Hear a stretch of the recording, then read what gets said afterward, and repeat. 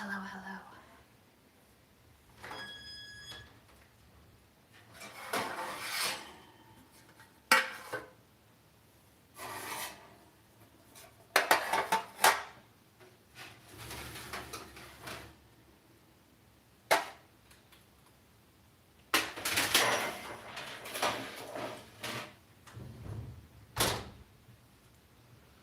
It is rainy and gray and cold, and Memo hasn't been eating well for the last 2 days, and he's suddenly started having diarrhea again.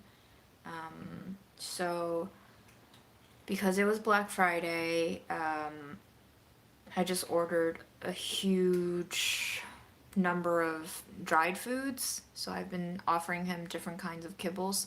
Unfortunately, I wish they could only sell just like 1 pound of each, but I bought like 3.5 pound bags of these kibbles, but just trying to introduce some variety to him. The freeze-dried chicken he stopped eating, and also Trader Joe's ran out yesterday. So, I he's chomping away on some kitten kibble, so I ordered him some kibble for kittens, and he seems at least interested for now. So we're just going day by day, meal by meal, and trying to get some food in him. I've offered him True stuff, really clean, good for him stuff. He eats some of it. He doesn't really love it. So I think he just wants variety and texture.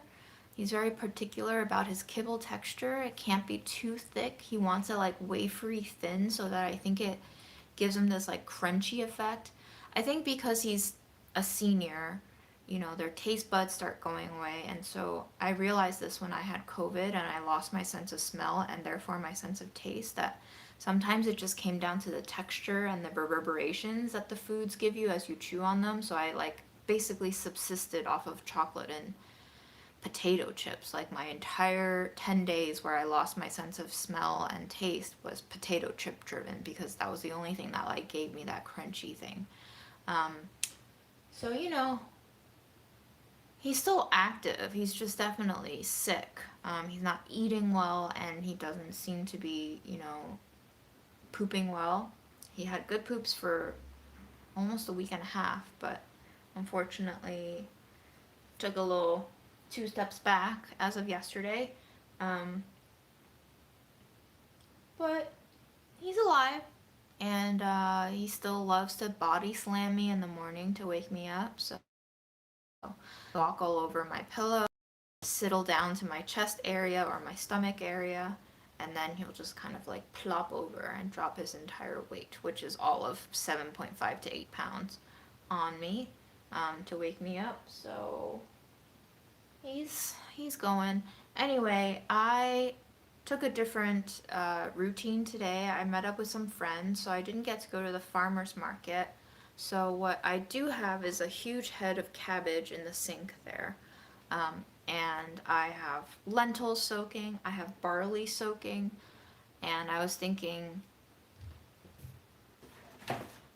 I bought this raisin mix yesterday, and I just bought some milk from Lidl, and I thought maybe we could make like a spiced cinnamon raisin barley milk porridge pudding in the Instant Pot.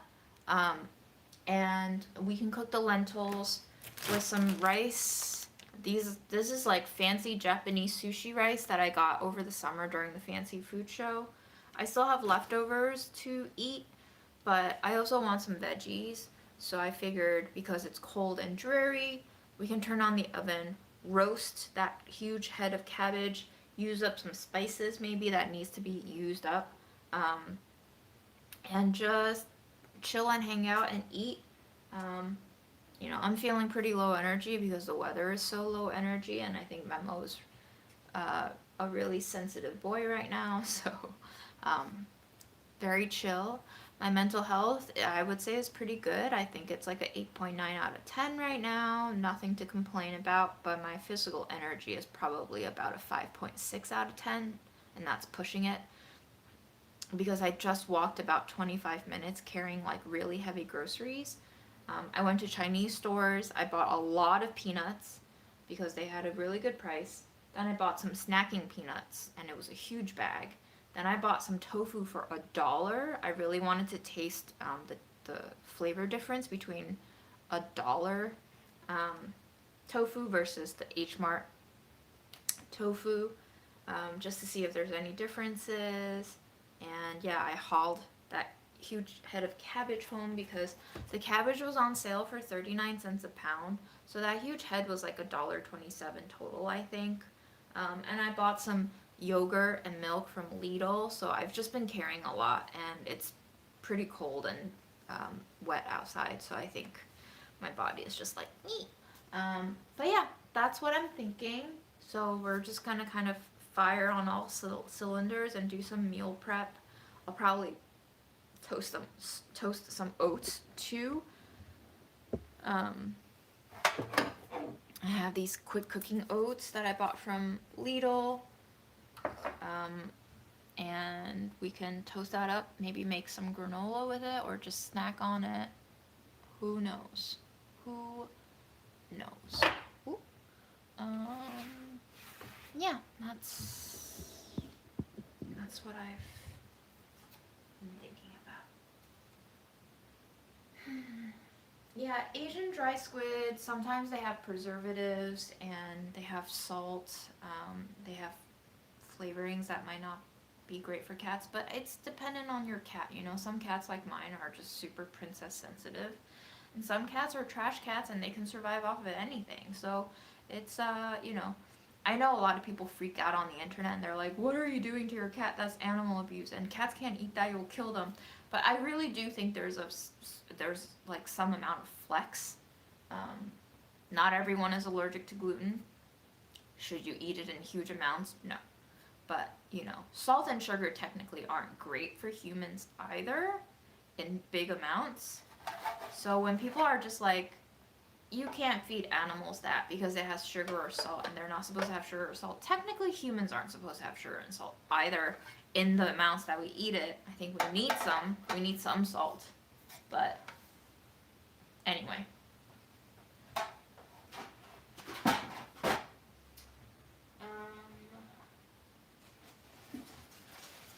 You can also go ahead and maybe roast off an onion and the garlic cloves on the same tray as the cabbage. And I know that technically the cabbage is always tastier when you toss it in a bowl, then put it on a sheet tray, because then you get more even coverage with the spices, but I'm feeling very lazy today. So I think we're just gonna chop everything and put it on the sheet tray.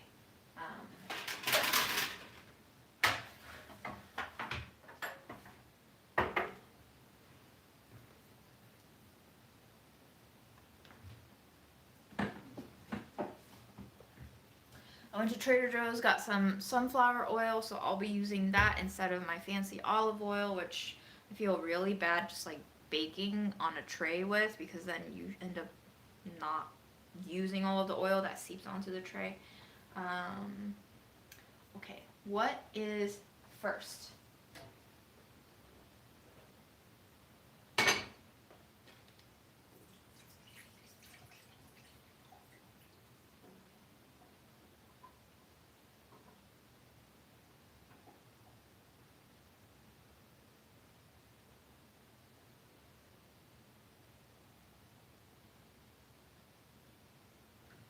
Wow, did I start sprouting my barley? I'm like looking at the barley that I soaked last night to make it easier for cooking. And I'm seeing these like little tips. Did I sprout them? Did I make fancy sprouted barley? Is this what they sell at health food stores for like $1 billion?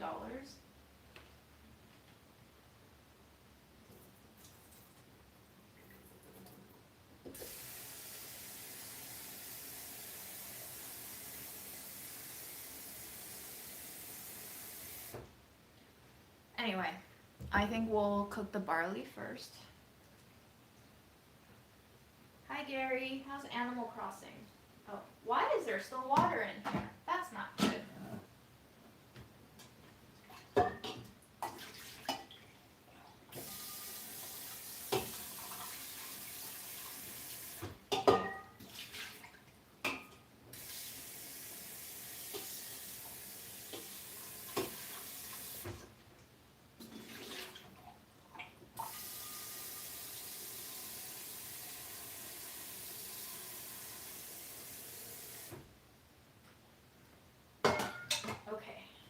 putting some water in there, and then I'm going to just do one last rinsey do and put the grains in there.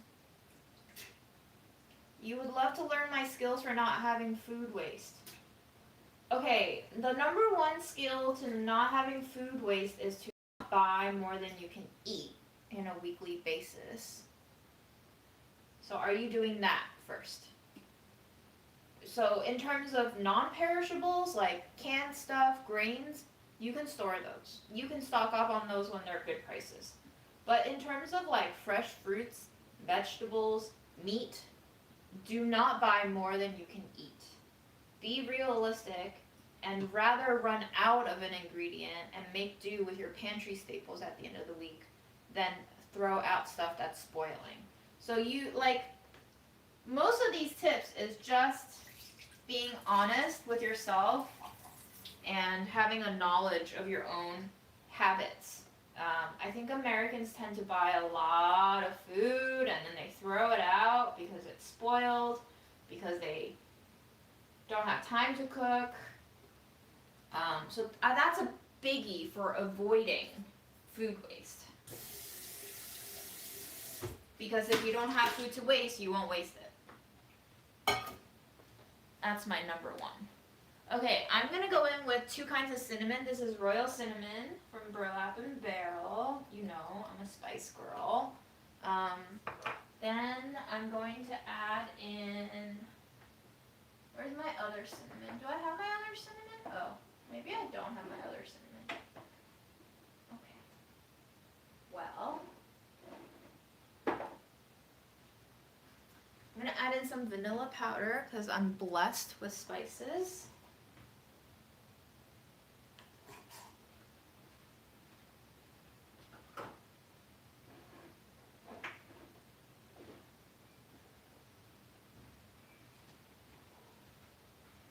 I'm going to add in some grains of paradise, which is a cross between, I would say, flavor-wise, cardamom and like a fruitier black pepper. And is there one more thing I would like to put in here? Maybe not. Maybe let's just keep it simple. Then I'm going to go in with some dried fruit. I've really been enjoying dried fruits. So I bought myself these raisins. They were just looking so plump and delicious. And there's craisins in here too.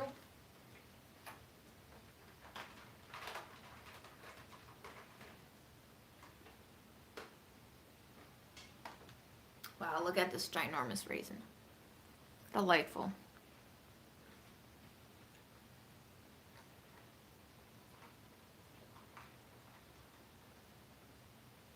Yum.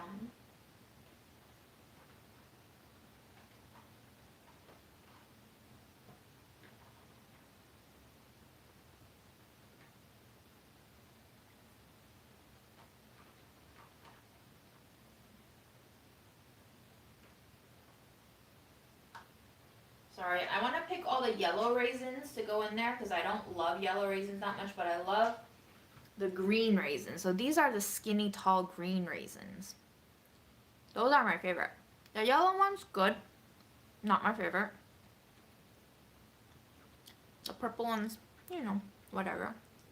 But the green ones, I love the green ones.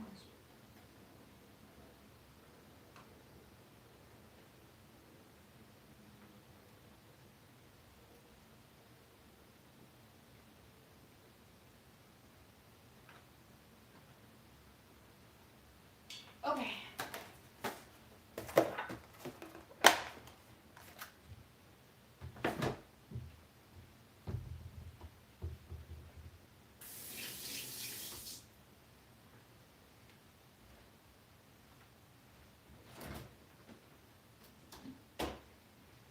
I just bought myself some Lactaid, basically. This is generic Lactaid from Lidl. This was $2.85 for a half gal. In case you're interested in prices, that's how much I paid.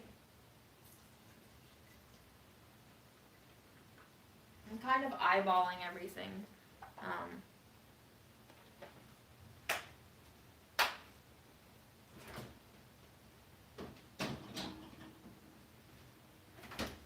Then I want to add some almonds in there. That's right, boiled almonds, y'all, boiled almonds. I don't know, I haven't done it before with almonds, but I've done it before with peanuts, and I really like it with peanuts. And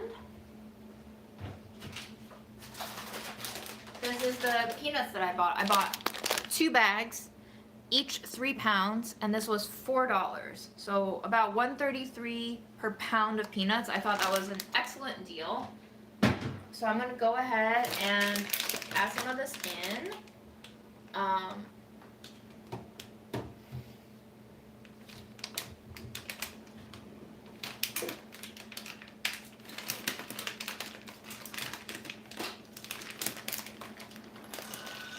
But because my mother always encouraged me to rinse nuts because she never trusted anything, especially Chinese nuts. There's a fruit fly. I'm gonna rinse it in honor of Mom.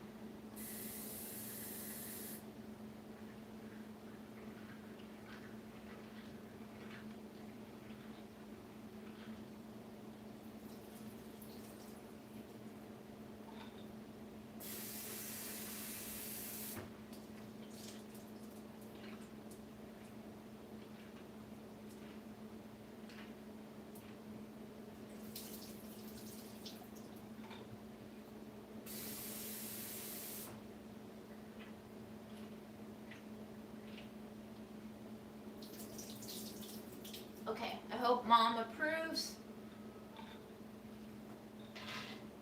That's going in. So this is gonna be like a cooked muesli, basically. It's looking like a milky fruit and nut bowl. And I might add, let's see. Let's add a little bit of clove, just a little. Okay, because that's almost done.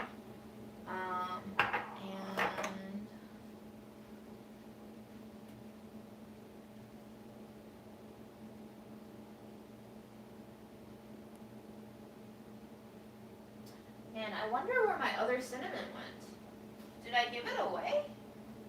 Huh, this is so strange. I swear, some spices just disappeared. Like, I know I ordered myself new mesquite, but then it just disappeared one day. Where did it go? I'm not sure. But very strange. Anyway, I added a little more of the normal cinnamon in there, and then I'm just looking for some potential sugar to add in there, and I'm gonna go in with a little bit of powdered coconut sugar, which has clumped.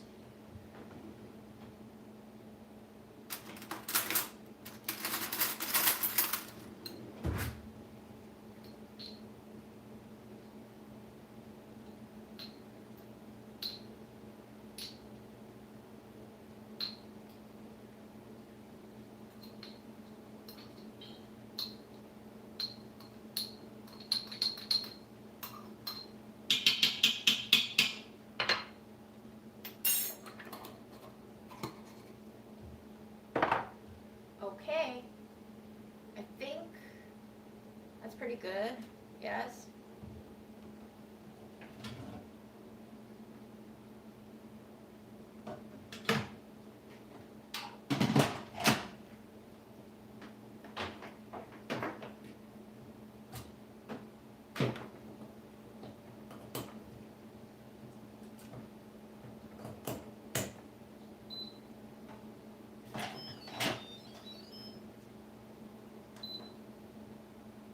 And I'll set it for 20 minutes, I guess. That should be okay, right? 20 minutes. And now I have to find a container for this.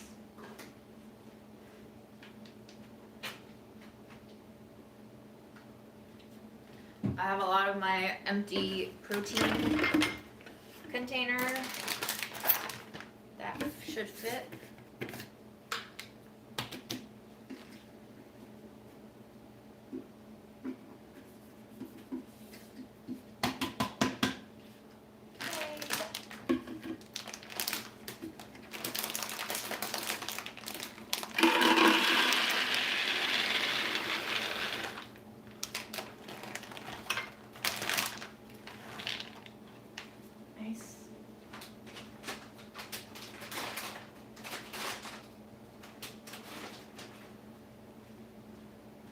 I use my plastic bags like those for taking out Memo's poop in, so they're like poop bags. I try to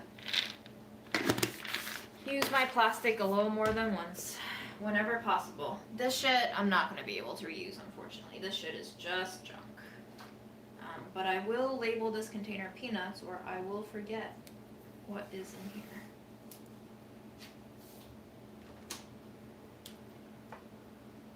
I do agree, boiled peanuts are amazing. But I would not say that these are technically boiled peanuts.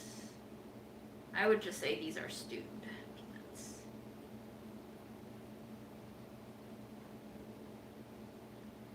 But I do love boiled peanuts. Maybe I will make them soon.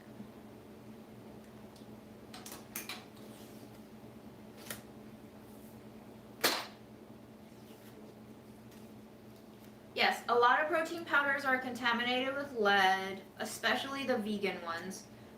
Orgain is on that list. I have submitted to it because basically it will depend on the manufacturer, but it also depends on where they source their ingredients.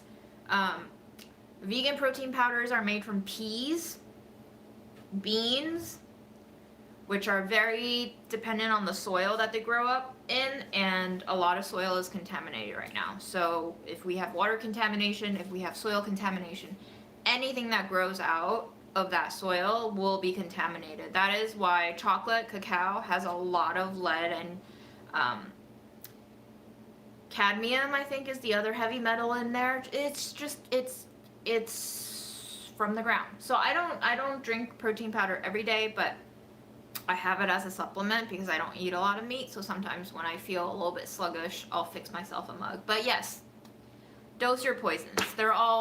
It's all bad. It's not the food that's really bad, well, yes, ultra processed food is probably worse for you, so protein powder does, I think, count as a processed food, of course, but a lot of vegetables and fruits are contaminated just because our resources are contaminated, and there's really not much we can do about that on a big scale because our whole system runs off of exploitative practices that ruin people and Earth. So, good luck.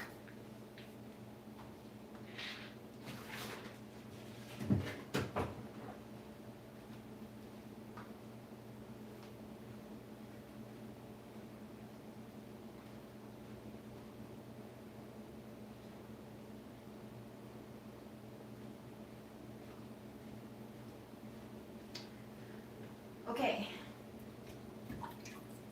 Cabbage time.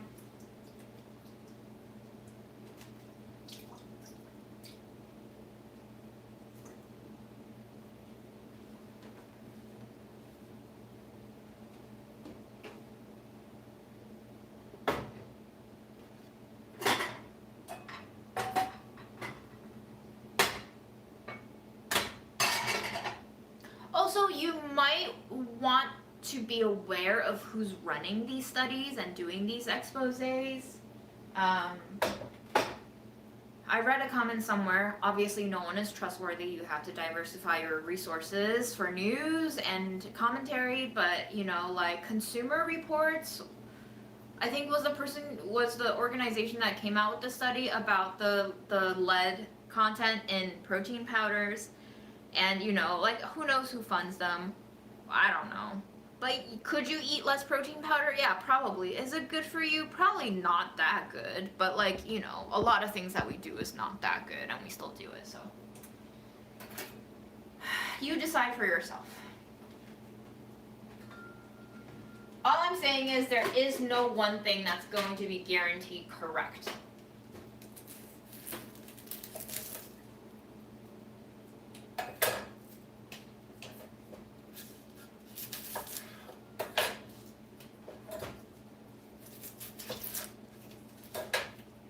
Like, could I possibly live 10 years more if I ate organic everything and paid 10 to 15 times the amount of unit price for my foods because I'm sourcing them better? Yeah, probably.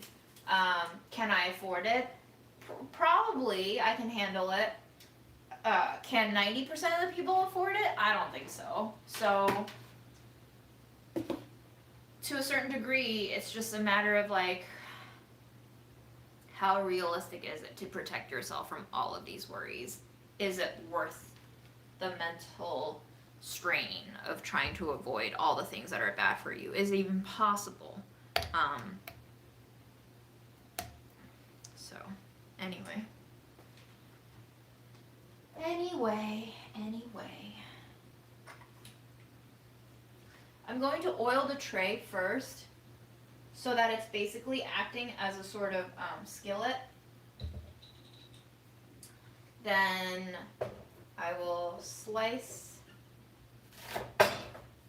our onions into wedges. Oh, I used the wrong side of the cutting board, so now both sides of my cutting board are going to be oniony. Great.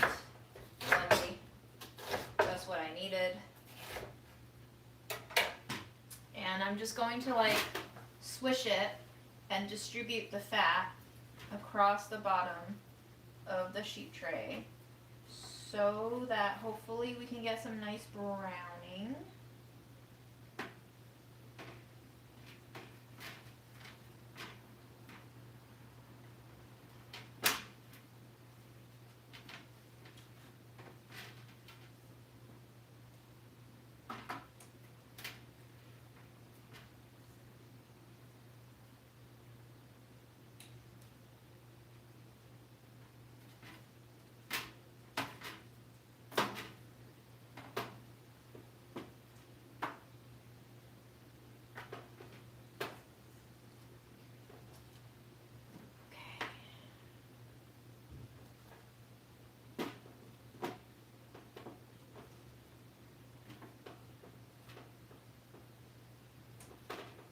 Ooh, that onion is hitting me now.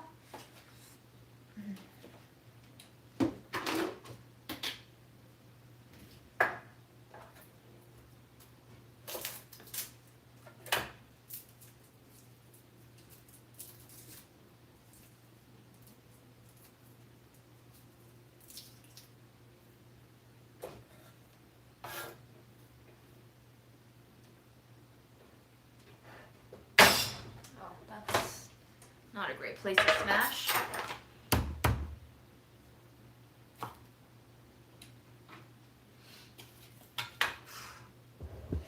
Okay. There, we can get both views in place.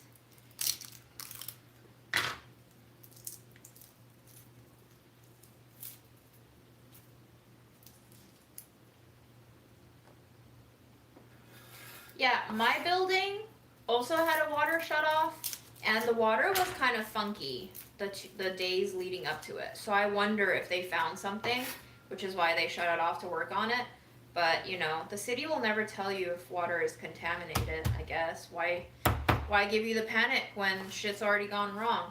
But hey, Flint, Michigan hasn't had clean water free of lead for over a decade now. I don't know how long that shit has been, but that's America for you.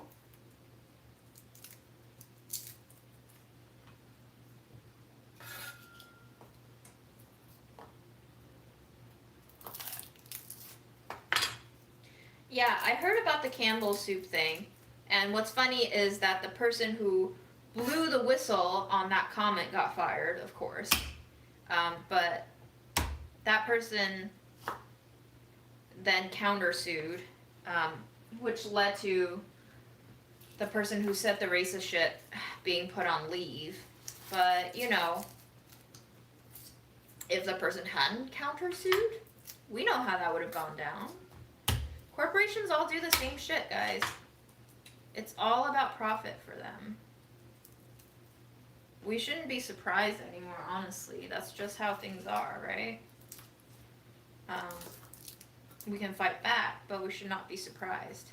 We've been shown too many times over and over again this very clear pattern of what it is that they do. So.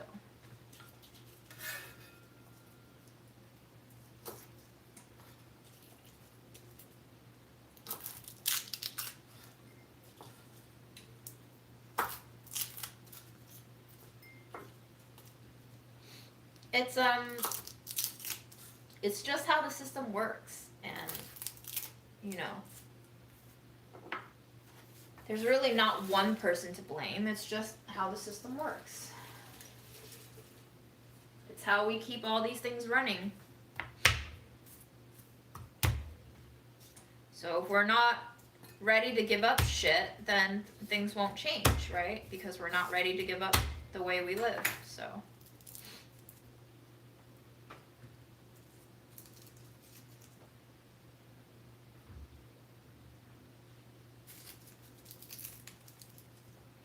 cancer culture was so popular because it gave us an outlet for the futility that we feel all the time by basically allowing us to bully the bad guy, quote unquote.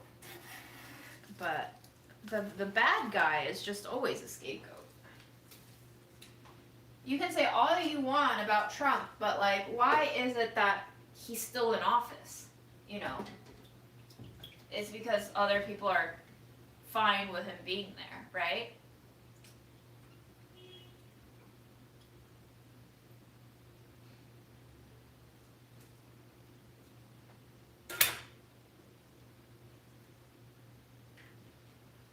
Ooh. Still drippy, I see. Yes. Much drip.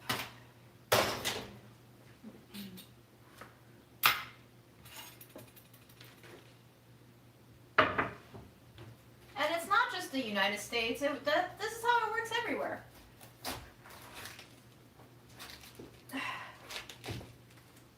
It's human. It's just human. Some cultures are better than others in terms of how much they exploit, but over and over again we've seen this pattern. So, again, I don't think we need to be surprised by anything anymore. We know that this is just how we do.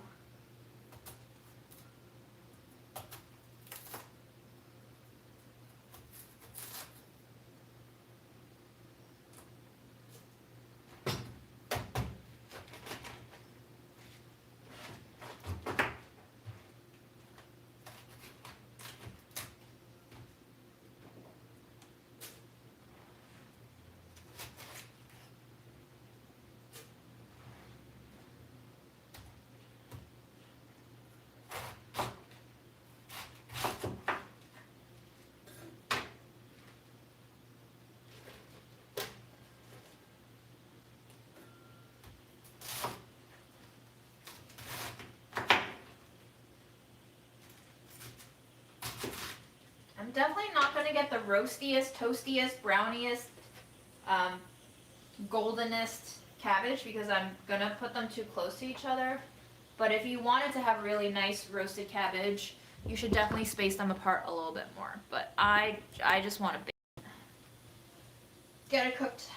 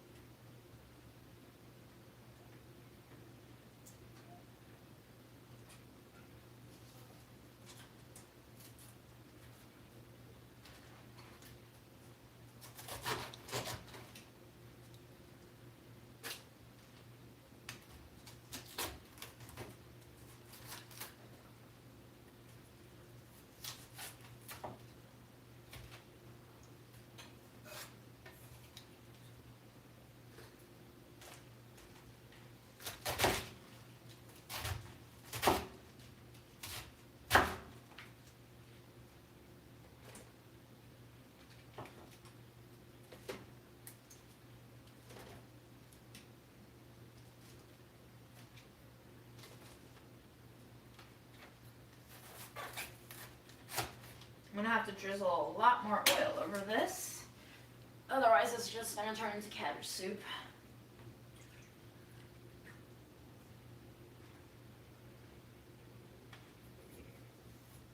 I'm starting to smell the cinnamon. Yum. Delicious.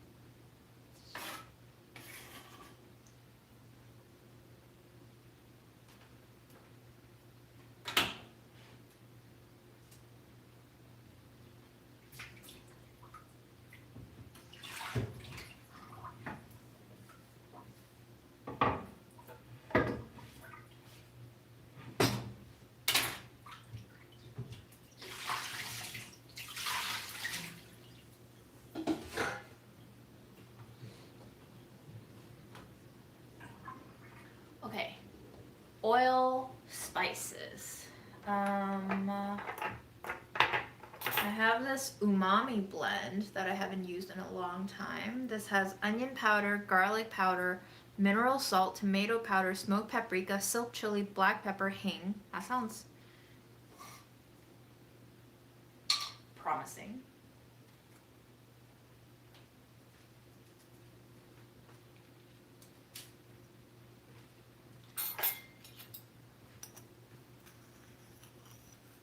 No additives, so it's a little bit caked up, so we'll have to work it loose.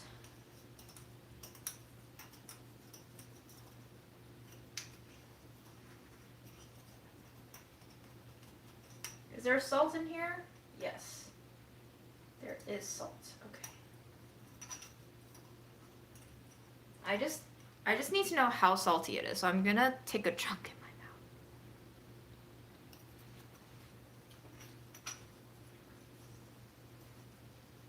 Okay.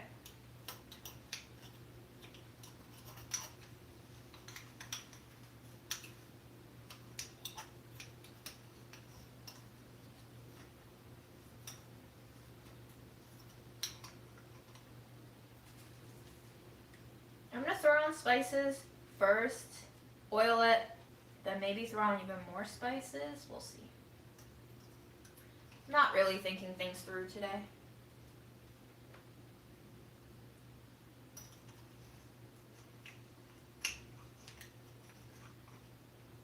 But yeah, I've been a delinquent on using my spices because this I've had for definitely over 2 years now.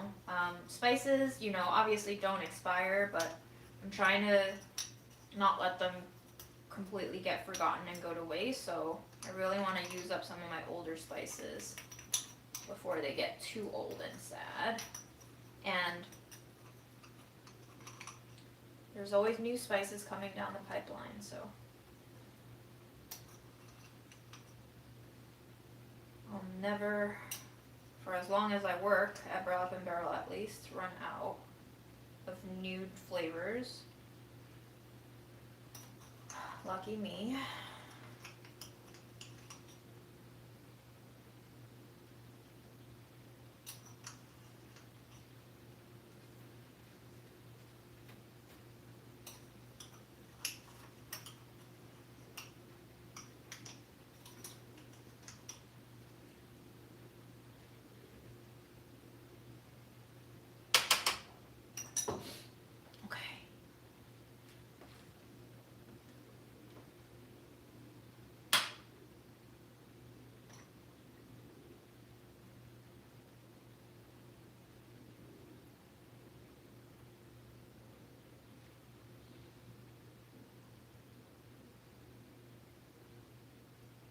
You gotta use enough oil, guys, when you're roasting vegetables. Otherwise, you are just kind of dehydrating them into dry soup.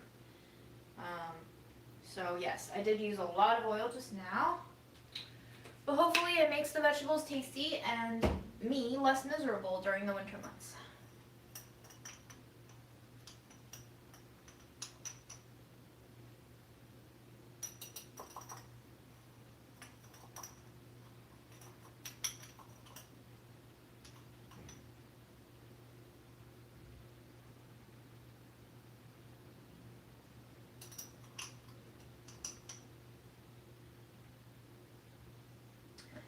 like being less miserable, don't you?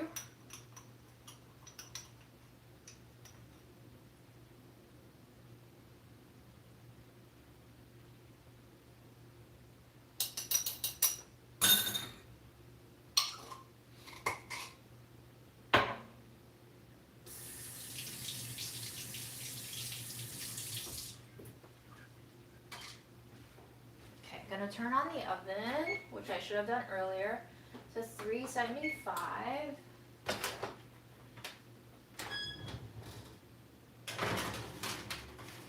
Slide that in there and get some oats on a tray.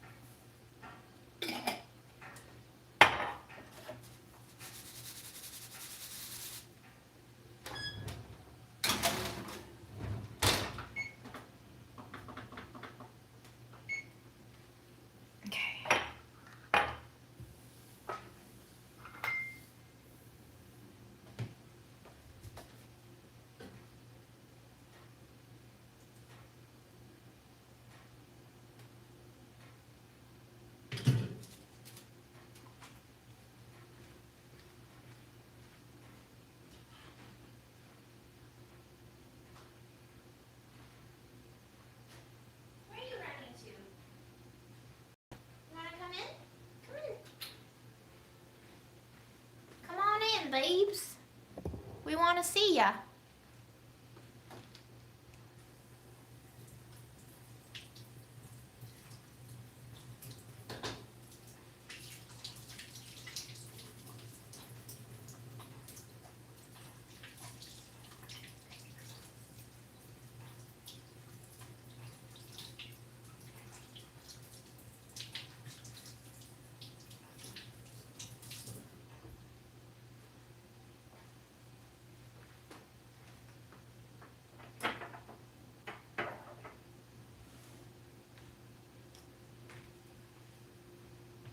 He's so funny. I'm gonna boil some water and make some tea.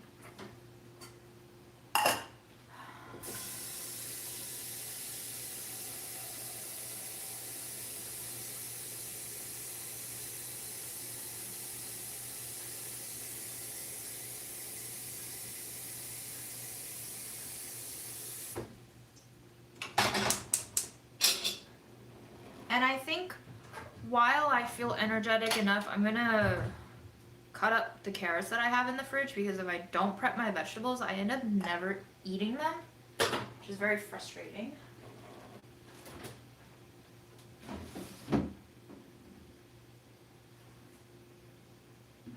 I think I got these carrots in a $1 bag, and there was a fourth one, so pretty good deal, 25 cents a piece.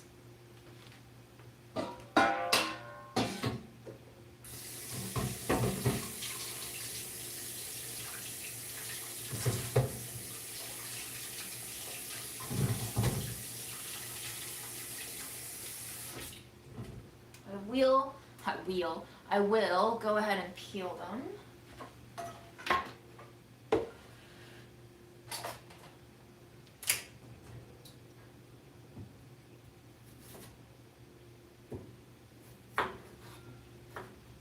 So here's my other advice for food waste elimination is prep your vegetables when you're not busy. So usually on the weekends or whenever it is that you have off from work, prep your raw materials to a state where you can either eat it raw or, heat it up or throw it into something else in 10 to 15 minutes or under during the week. That will help you ensure that you won't be throwing away stuff because you never got around to cooking it. You're like kind of chunking. I think this is what they call in pedagogy, is like chunking information, but you're kind of chunking tasks for yourself, right? to cook a carrot, from washing it, peeling it, chopping it, and then actually using it in a recipe is that many more steps than just using it in a recipe because you already took the time out to prep it.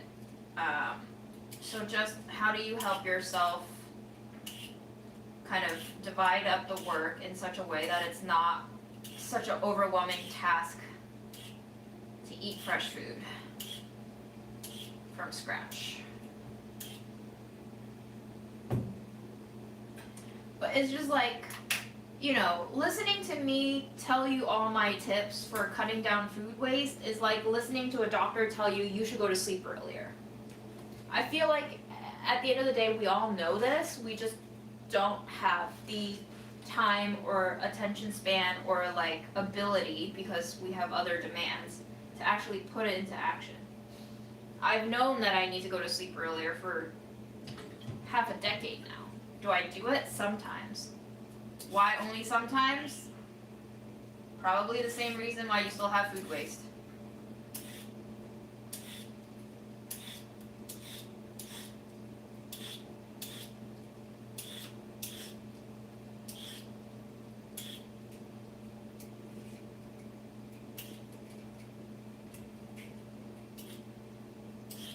Or if you disagree with my analysis, then you can definitely tell me why you think you have food waste, and then we can kind of like reverse engineer how to not have food waste based on your particular circumstances. I'm obviously making a blanket statement here, which is not going to be accurate for everyone, right?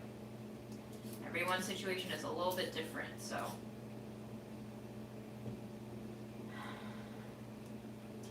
But really, like, I think it also has to do with our upbringing. I was brought up knowing that I should not be wasting things because I just, even if my parents didn't need to tell me, I observed them behave in certain ways that just immediately cued me into food waste is bad, right? My entire family grew up in the Cultural Revolution where there were food rations and shortages and, you know, people were starving and my dad was hungry and sometimes they just like drank vegetable oil because they didn't have actual food. Or, you know, there are stories of other people going to extreme means to satiate their hunger because they had just gotten to that bad of a state of being. So I think I was personally indoctrinated from a very young age to not allow for food waste, and I was disciplined into it, which isn't all rosy, you know.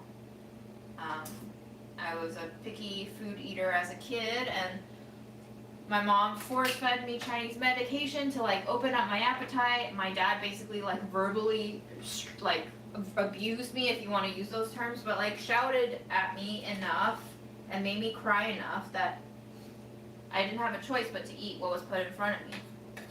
So I think the privilege of even having the option of having food waste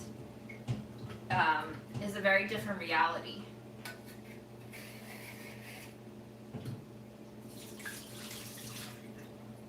Than some people go through.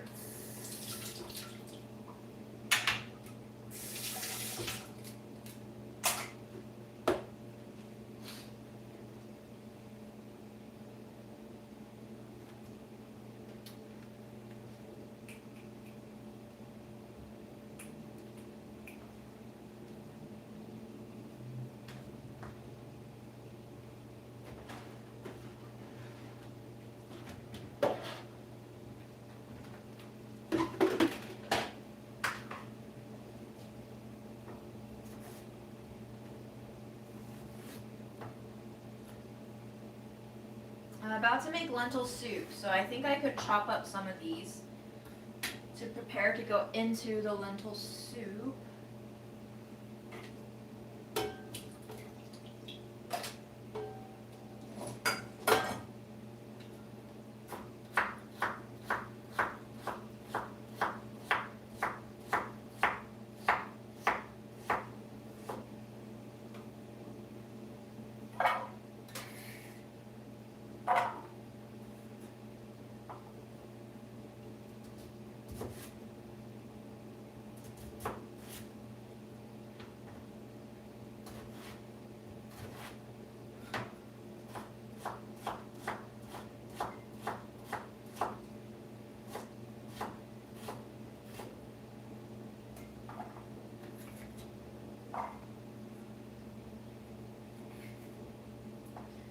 I've been reading reports about how children in Gaza are going to great lengths to dig up spoiled chicken to eat. Are they going to get very sick? Yeah, they're going to get very sick. But like that's the hunger level that they're dealing with right now.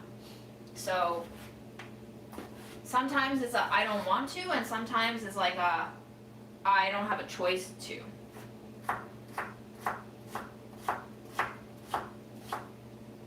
And I think once you've been exposed to situations where you have no choice but to, you just find things out.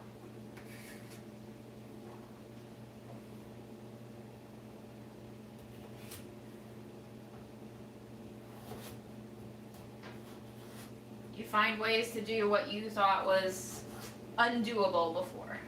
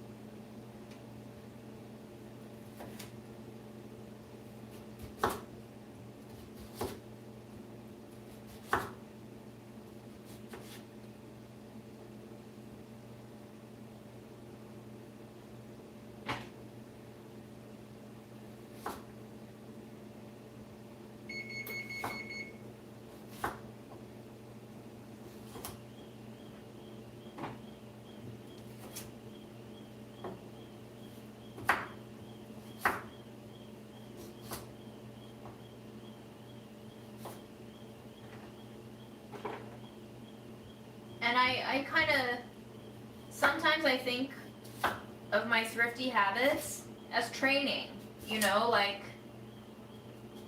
training while I still have the privilege to be able to call it training rather than no other option.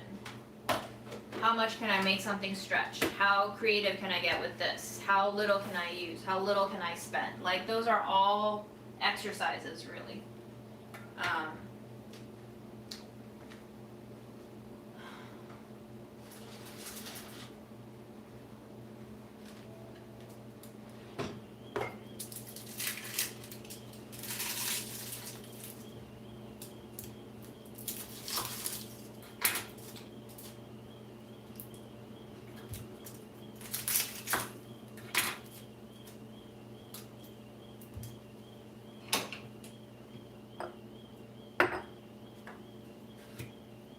I remember people used to tell me things like, why are you always finding the hard thing to do? Like, why do you have to do it that way? What if I just want to do this thing and it happens to be harder because you're measuring it in this kind of like win or lose metric that is very binary and flat? And also, what if it's just interesting to see how much I can tolerate doing things the hard way, just so that I know what my personal benchmark is at.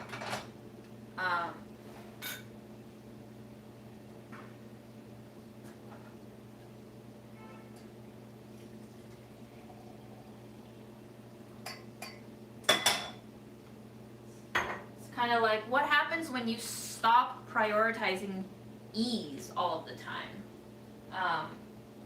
What do you turn your attention to? Valuing.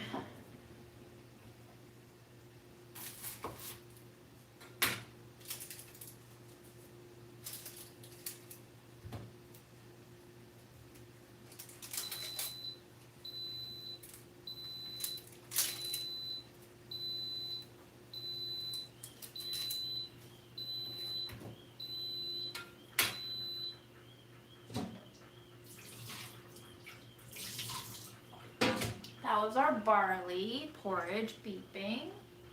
So we're going to turn that off and we'll let that decompress on its own. And I think our timer here is going to go off. So let's see how our oats are doing. The cabbage is definitely not going to be ready. Oats can go a little longer too. I'm gonna add 7 minutes. Okay.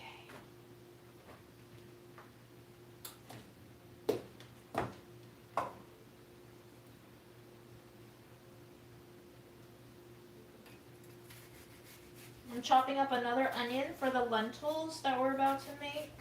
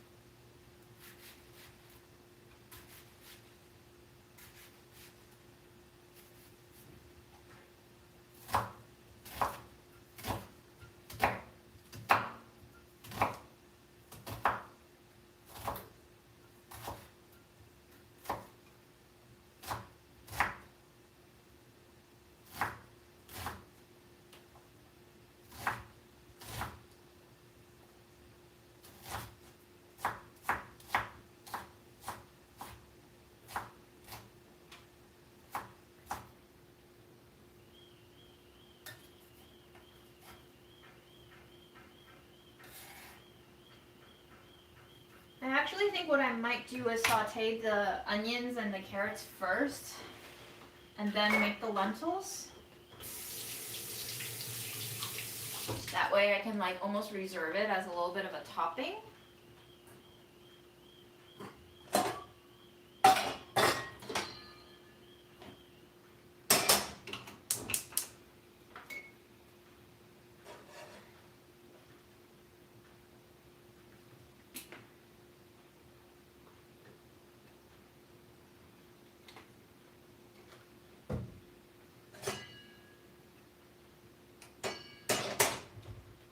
I really like the cumin in the kitchery kit that we used last week. So I'm going to use this as inspiration on my own batch. So there's sun-dried tomato powder, turmeric, toasted onion, Zanzibar black pepper, cumin. Okay.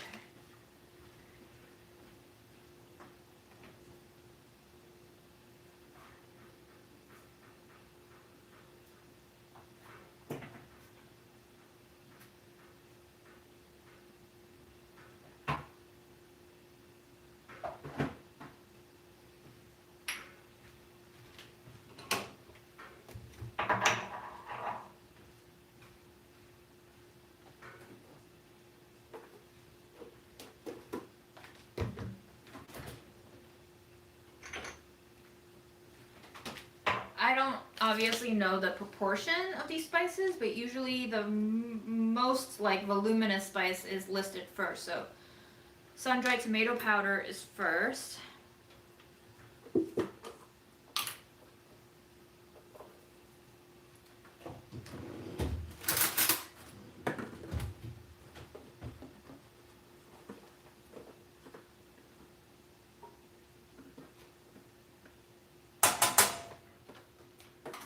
Everything else is just going to be a little bit less. So turmeric.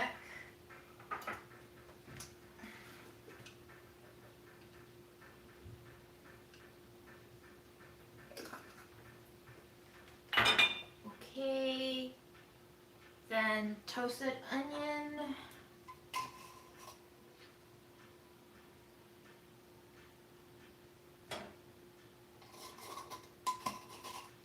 This one I keep in the fridge because it has super high natural sugar content, which means it like bricks and just turns into a brick in the jar. So I keep it in the fridge. If you have toasted onion powder, keep it in the fridge is my advice. Zanzibar black pepper.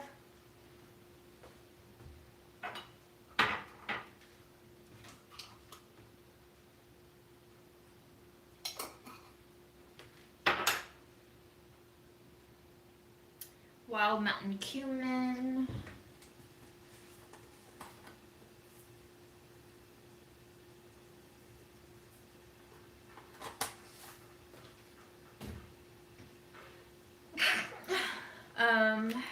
Smoked black cardamom.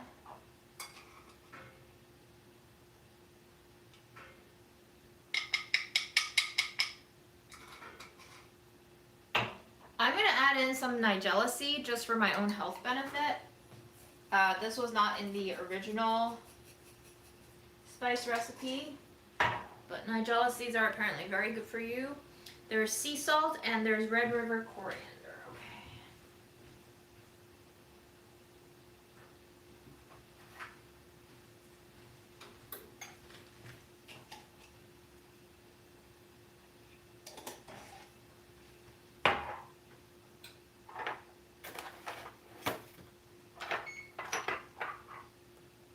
Where's my salt?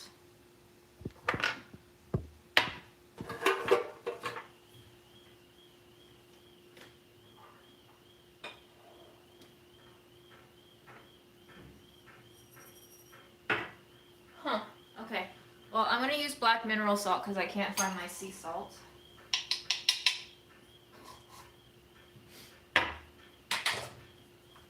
Then I'm just gonna toast everything in here.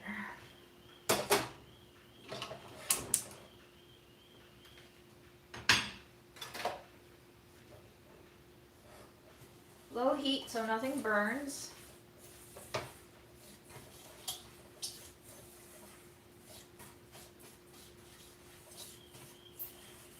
Oh darn. I was gonna make the carrots and the... Okay. Silly me. These are spices for the lentils. I'm going to reserve them. It's fine. I'm gonna put it in a small bowl for now. I'm gonna cook the carrots and the onions first. My brain is mush right now, guys.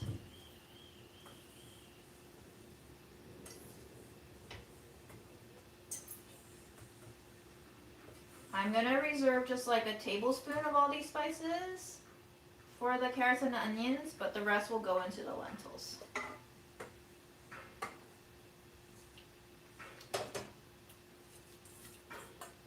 Tastes pretty good.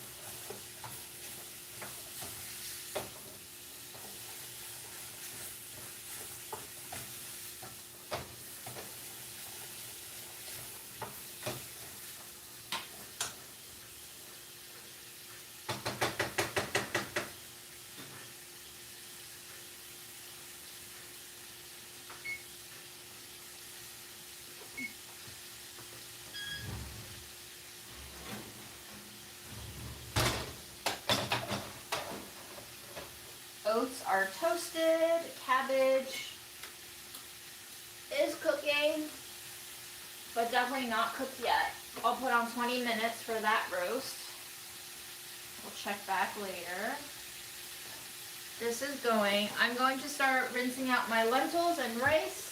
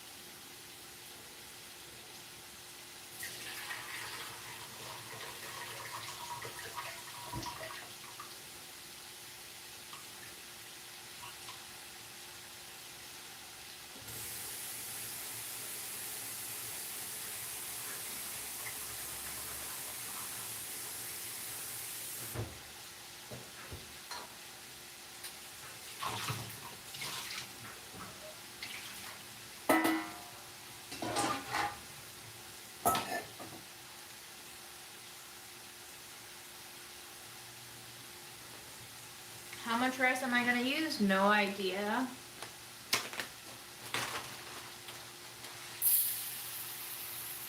Enough. Not much, I guess.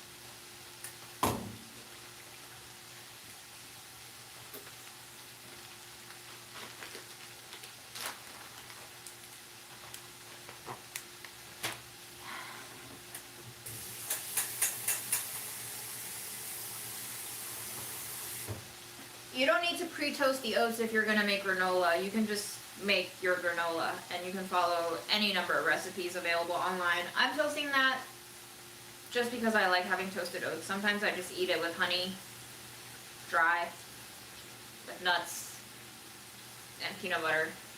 So I would always say that you should toast your nuts and your oats until you can smell them. So follow your nose.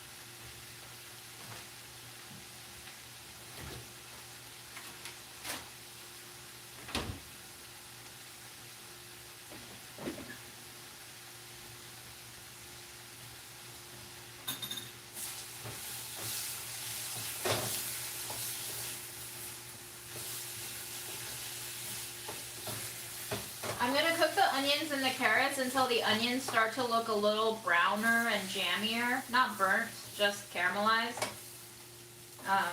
And hopefully the carrots will start to get a little more translucent until they look soft.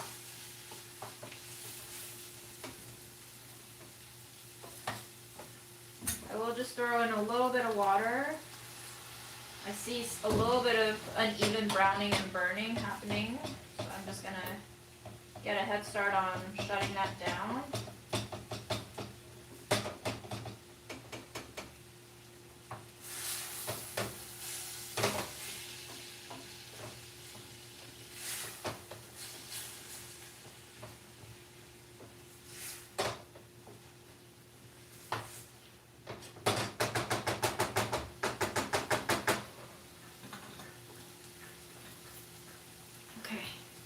Barley is still pressurized, so I'm not going to bother it. And I'm just going to scroll up and read some of your comments. Scan.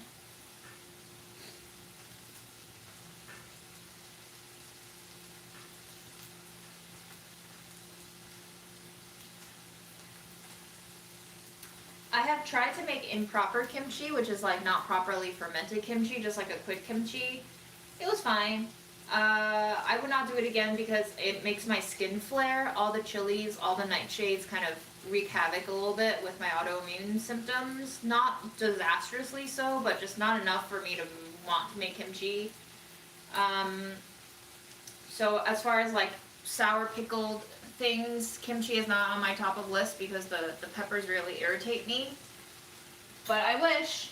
I really do like the radish kimchi, the white radish kimchi. Such a delightful crunch.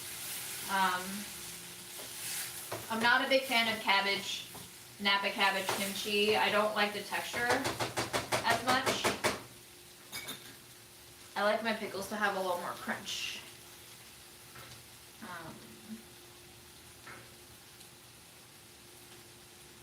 What is roast cabbage? Roast cabbage is just cabbage in the oven that's roasted.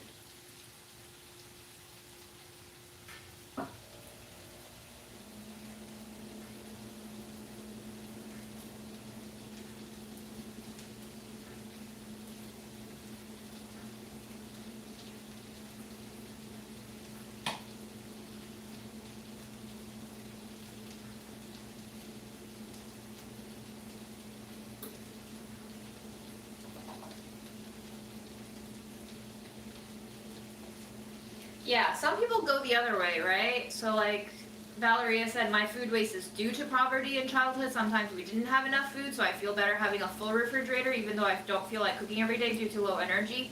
And again, like, yeah, we can go either way, you know, like all of our traumas can affect us, but what we do with that trauma is dependent from individual to individual.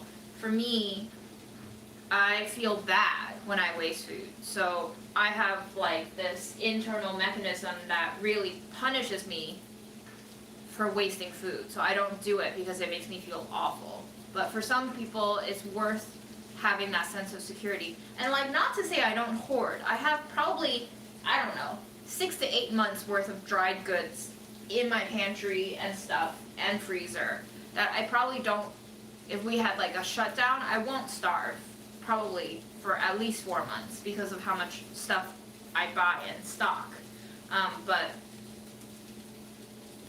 that's also just like, if you don't want to have food waste, then you be more realistic with what kinds of items you want to stock up on. Stocking up on like arugula, kale, lettuce. Even among those, arugula and lettuce will wilt and mold first. Kale will keep for a couple of weeks if you keep it nice and tidy. Carrots will keep for a very long time in the fridge. They'll get wilty, but they're still usable. But like, you know, other vegetables might not keep that well. So bell peppers, for one, don't keep as long as carrots do. So it's a matter of like negotiating with yourself what you want to stock up on. You can still have that sense of security without actually wasting food. But some people have different priorities, so.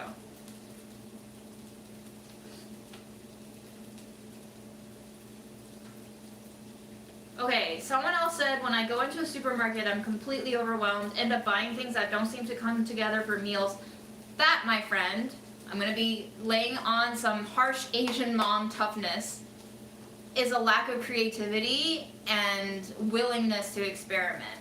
I never buy things thinking I'm going to make X, Y, and Z, and that's why I'm buying it. I'm always, 80% of the time, unless I'm planning to cook or bake for someone else, I'm shopping for deals, right? So the peanuts I bought today because they were a good deal, the carrots I buy because they were $1, then I come home and I just find ways to eat it. I don't know if you're American, born and raised, but I feel like Americans have this very inflexible idea when it comes to cooking and eating. It's like you have to follow a recipe or else it's not food,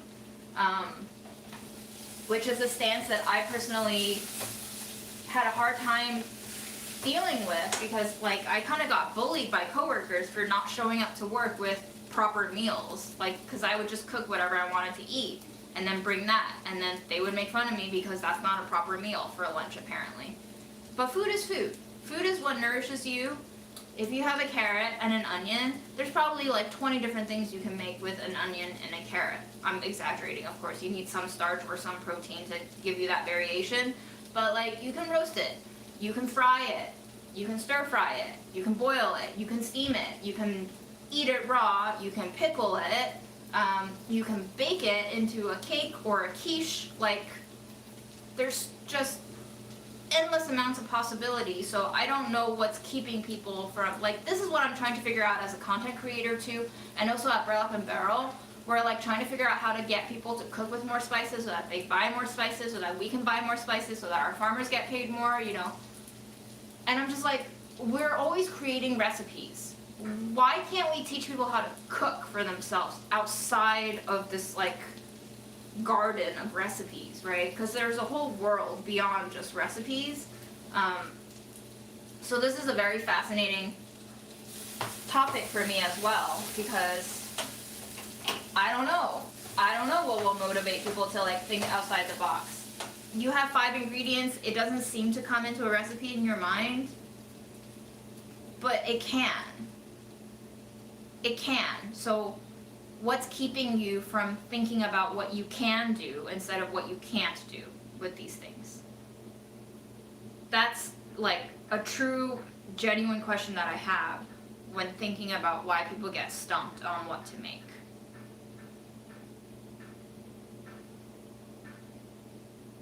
like, the last sentence of that comment was, so then I end up having a full fridge and nothing to cook. Like, do you see the contradiction there? How do you have a full fridge and nothing to cook? Like, because that doesn't make logical sense in my brain.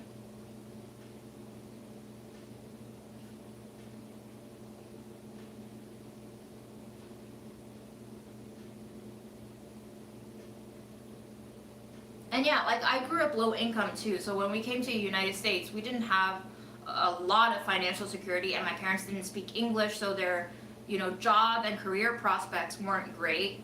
So they had to save, because saving money is basically like earning money in a way, right? The more you save, the more money you have in the bank, and the less likely you are to experience turbulence through unpredictability and lack of jobs and income. So that was always, like, I guess, a necessary skill that I was brought up on. Not that my parents, made a point of telling me that, like, we're poor or anything, but kind of just, like, observed it. In fact, I think I've said on previous lives, I didn't realize I was poor until I went to college, and I was, like, hanging out and living and going on trips with these other kids who were way more wealthy than I was. And I saw them spend money in a way that I had never spent money before. Like, I saw them eat out 3-4 times a day,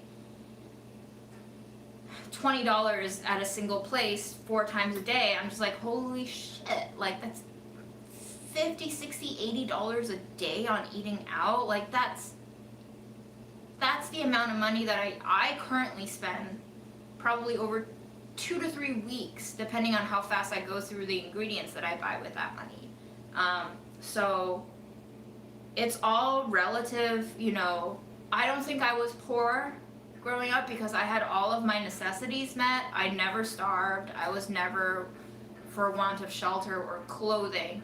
But, like, and I even had toys and stuff, so never was I short on anything that I needed for school. Like, my parents were provisioners in that sense that I was never short on anything. But did I get to have everything that I wanted? No. But did I even want that many things? I don't think so. I don't think there were, like, many things that I wanted that I still remember my parents never having been able to afford for me. So, like, on that level, yes, I guess by school lunch standards I was low income, but my parents never made me feel like I was poor. So kudos to my parents for that. But my parents' their incomes were low enough that I qualified for the reduced price lunch. So I think when I was growing up in 1997, public school lunches were $1, and I got reduced lunch, which meant I just had to pay $0.25 to eat lunch. So, but then truly poverty level kids got free lunch, and I wasn't poverty level. So I recognized that, oh, sweet, I don't have to pay $1, I just have to pay $0.25, what a great time. But then I also realized I wasn't, like, the poorest of the kids because I didn't get free lunch. But I also didn't have, like, money to spend on buying a cookie from the cart lady during lunch the way other kids did. So I think as a kid I just didn't think that much about money, which, again, my parents did a great job providing for me so that I didn't have to think that much about money. So this is what it looks like, kind of almost gem-like.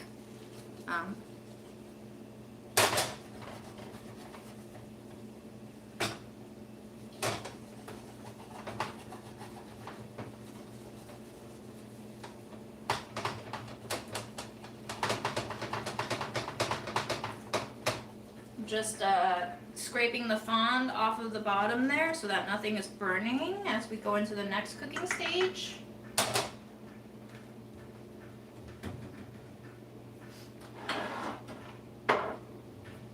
I'm gonna fill up this jar with a little bit of our onion and carrot mixture so that I can use it as a topping for meals throughout the week. So this is what I mean, right? Carrots and onion, not a full meal on its own, but you could cook it and eat it in conjunction with, like, rice, pasta. I don't know, throw it on top of a salad. If you have leftover chicken one day, you can add a squirt of mayo and some seasoning and add a dollop of this, and you can make a quick chicken salad with a little bit of carrots and onion in there, and you can slap it between bread, and then you have a sandwich. Like, but if your standards are so high that you don't consider that a meal, or you think it's like embarrassing or beneath you to eat that for a meal, then I can't help you, right? Because then your standards are different. What qualifies as a food or a meal in your brain is different than what my brain qualifies as a food or a meal. So I think that's where we get a little bit stumped, is like, you're categorizing foods differently than I'm categorizing food.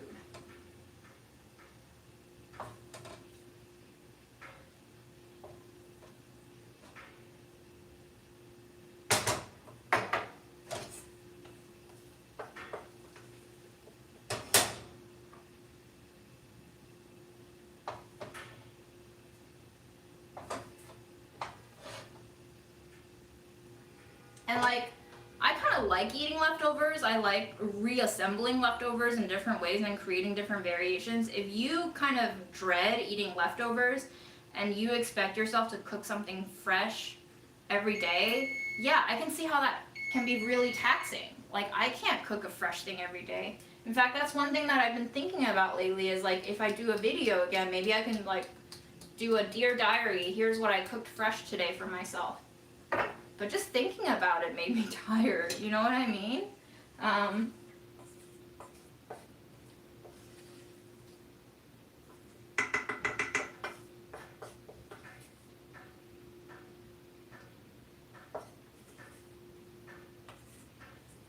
Okay, I just left like a quarter cup in there.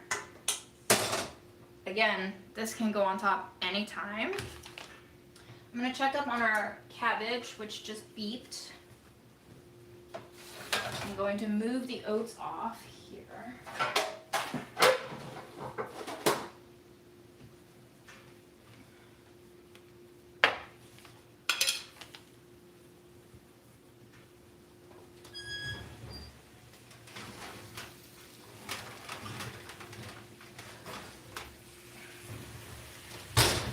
Ooh.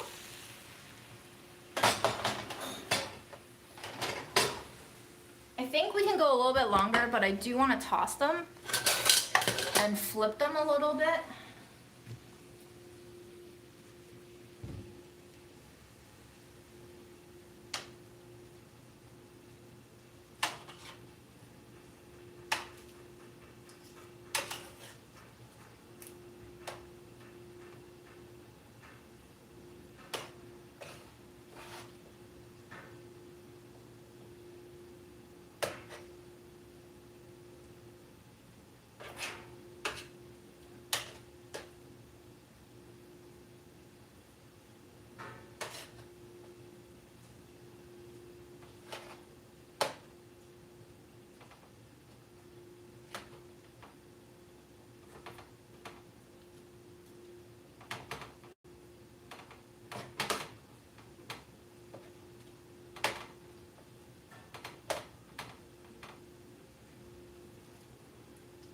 Also, a huge part of Chinese culture coming out of the Cultural Revolution was the phrase 吃苦, which literally means to eat bitterness, to eat bitter.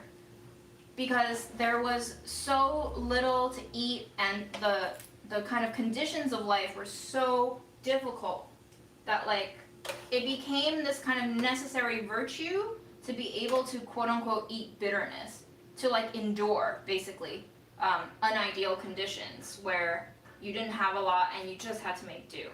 So I think if American culture, from the way that I observe it to be, is all about seeking convenience and ease, like I can see why there's like a huge cultural deviation there, you know, from the way that maybe I approach things versus the way that some Americans are more attuned to living.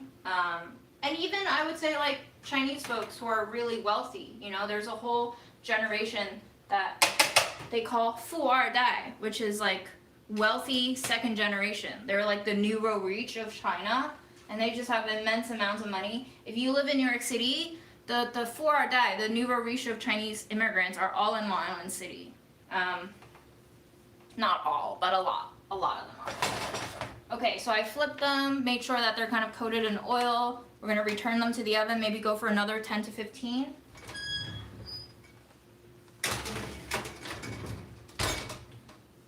Actually.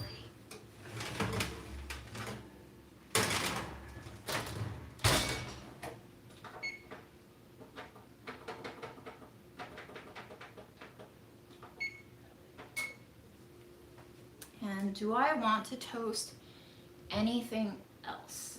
Maybe some walnuts?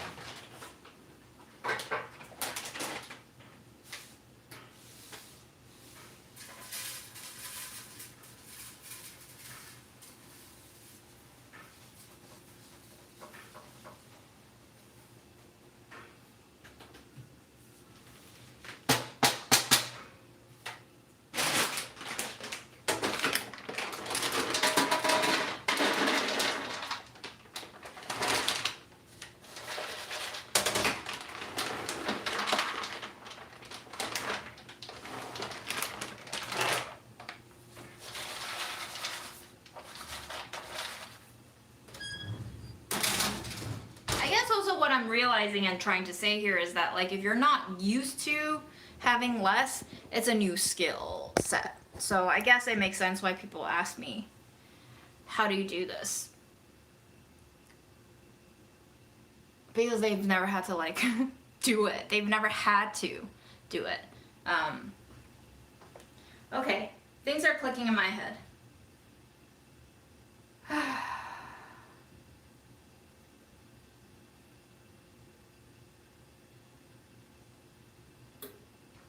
You buy things because you need to eat them, but you can't make a dish with any of them, or get lazy because it's too long to cook. Again, that's a discrepancy with being honest with yourself and knowing yourself. If you know you need to eat vegetables, but you don't want to cook them, or you don't have time to cook them, and you don't have energy to cook them, then what are the vegetables that you can buy that you don't need time to cook? Tomatoes. Buy the little cherry tomatoes that are delicious. Are they going to be more expensive? Yes, it's a trade-off, right? Time, money, trade-off. It's our society. It's how our society functions. Carrots. Wash, peel, or don't peel. If you're really lazy, you might get some grit in there depending on what carrots you bought. Broccoli and cauliflower. You can chuck it in the microwave for 2 to 3 minutes, and they'll be as good as steamed and blanched. They might feel a little bit withery and leathery and sad compared to steamed or blanched or stir-fried or roasted. But again, trade-off, right? Convenience, time, ease, money, effort. So bell peppers, you can eat those raw. Cucumbers, you can eat those raw. A lot of salad greens, you can eat raw. But then you might risk listeria if you don't rinse them again. So then if you don't want to rinse your greens and you don't want to get accidental food poisoning from unsanitary handling conditions that have happened numerous times, reach for something else to eat, right? Like, don't buy stuff for yourself that you know you won't have time to cook. Don't buy yourself barley if you don't have time to, like, soak it or instant pot it. Buy yourself oatmeal that you can microwave. It's more or less the same health benefits, probably not exactly the same, but more or less the same. So you can adjust accordingly.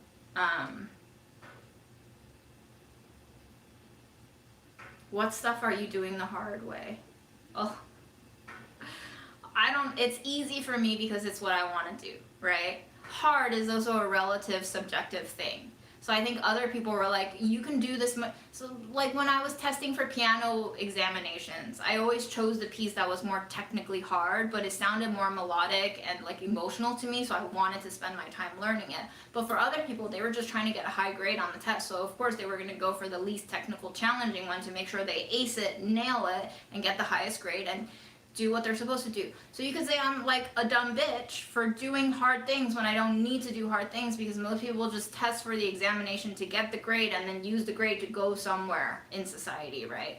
But for me, it never made sense to put all of my life energy into something that would just be kind of cashed in as a token for the next step of success. Like that, in fact, made me really depressed that I was spending my life trying to climb this ladder. Even when I was a teenager, I had a breakdown over like, when does this all end?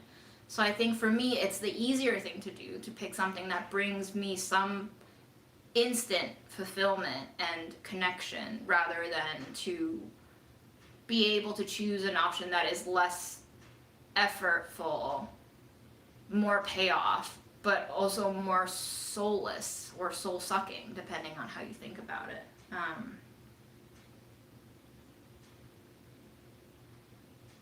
Do you eat all the food you cook, or does some go to waste? I try to eat the food that I cook. And do I cook meat? I still have the pork feet in my freezer. I'm gonna cook it, hopefully before the end of this year. But I think I do want meat. My body wants meat. I've been yearning for meatiness, but the pork feet is just like such a big project. I have to defrost it, Instant Pot it, season it, pull it apart. I don't know, make broth with it.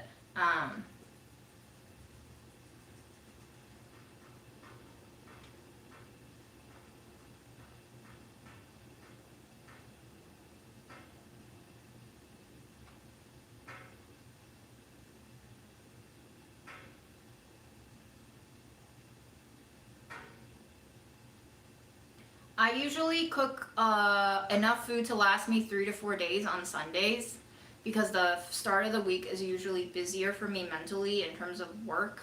I work at home, work from home, but I still just have a hard time like stepping away from the computer and cooking myself something and then going back to work. So I try to prep something that can last me for a few leftovers. And you know, I'm not going to go live every day, so I use the opportunity of live streaming to cook as many things as possible in case folks actually do watch me for cooking ideas. Then it's kind of like a 2 birds, 1 stone situation.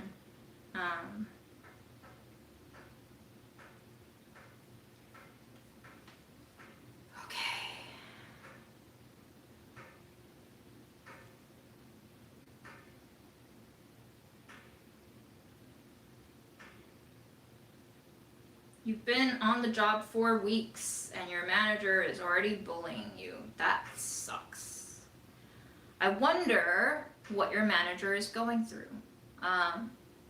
And this is not to like excuse the behavior of your manager, but also to kind of like as a mental exercise for you to dull the impact of your manager's illness on you, is to kind of think, oh man, what might my manager be going through in their own personal life that is making them such a bitch to work with.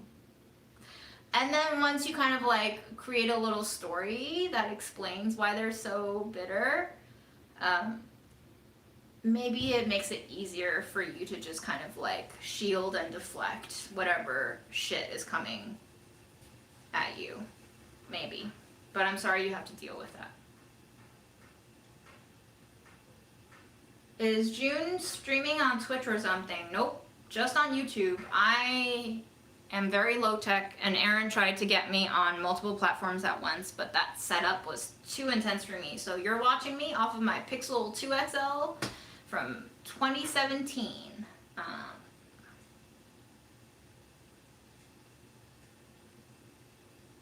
Yeah, buy less, visit the grocery store more often. Again, I'm very privileged to live near a lot of grocery stores, and I'm very privileged to have energy, desire, and time to go take a walk to grocery stores and check out the deals. A lot of people live in suburbia, they have to drive out hours to see any store in sight, and so it doesn't make sense for them to be driving every 3-4 days. They drive out, you know, once every 1 to 2 weeks, depending on the size of their families and their needs. And so America is structured in such a way that like what I say here from New York City, Queens, might not apply to you wherever it is that you live. Was the other hard part of creating Budget Eats, was that everyone was just like, this isn't feasible for me, and I don't get these prices. And I'm like, yeah, I know, like, what do you want me to do about that, you know?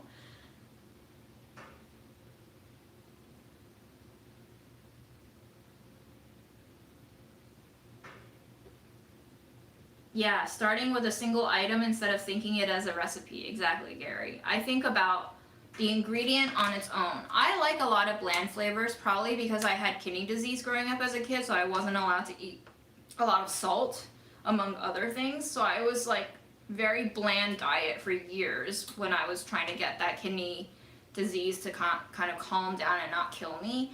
And so now I really enjoy tasting ingredients on their own, and I get to know them on their own terms, and then my brain can kind of like take an inventory of all of these flavors and how they change through raw walnuts versus pan toasted walnuts versus oven toasted walnuts versus soaked walnuts versus blended walnuts versus walnut flour versus walnuts in granola versus walnut baked into banana bread. And as I cook, I collect all of these like little clues of how their flavor changes through different mechanisms of heat application, aka cooking. And then I start to think of them differently. When I was at Delish, for example, I made this vegan beef and broccoli substitute recipe with walnuts and broccoli. Basically the same sauce, way easier to cook because you don't have to handle raw meat and you don't have to marinate meat, you don't have to marinate the walnuts. But like, I think for a vegetarian, that was delicious. Even for me, I really loved that recipe. And I remember making it and I was like, why don't more people eat walnuts and broccoli? So it's about kind of like releasing yourself from the prisons of what can be done to explore the full grounds of what is possible.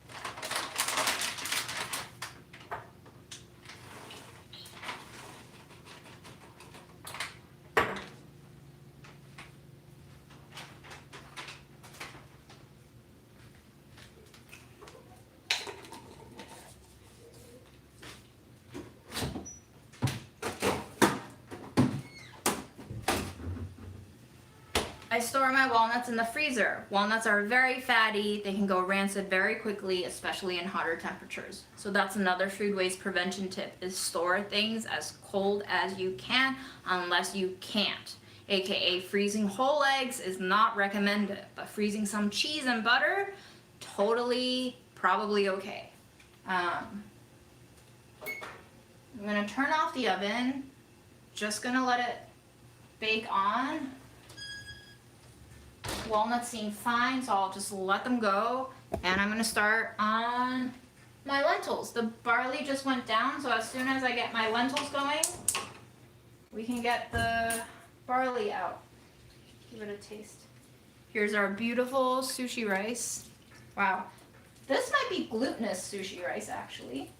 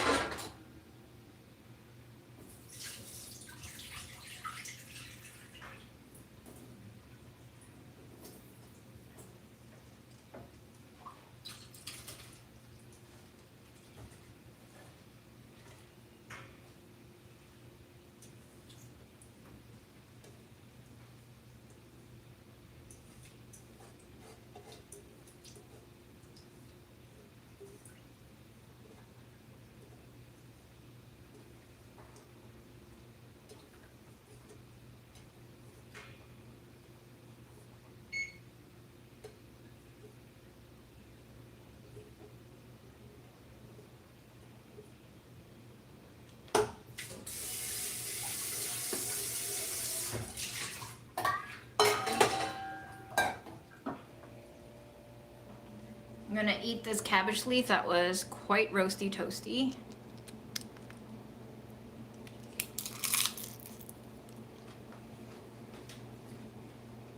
then I'm gonna add all our lentil spices back.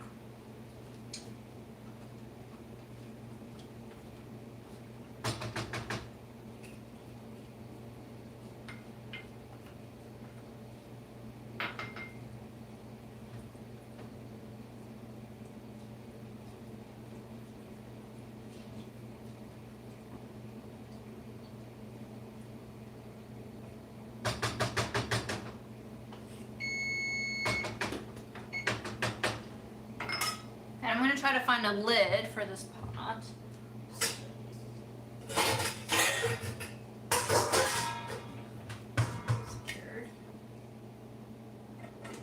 I'm gonna leave it slightly ajar because lentils, when they first come up to a boil, they will kind of like poof.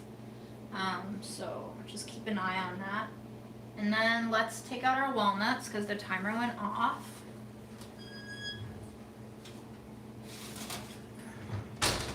Perfectly toasted walnuts. I usually don't recommend toasting nuts at 375, but because there was something very moisture heavy in there, aka cabbages, I think it prevented it from like burning. Although it was a gamble. I have burnt nuts before.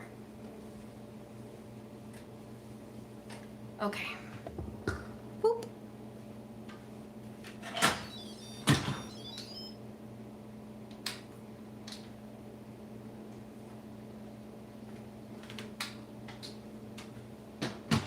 I gotta warn you, it does not look appetizing.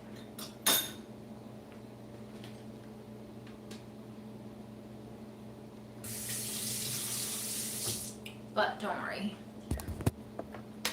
We will add milk to it until it does. See?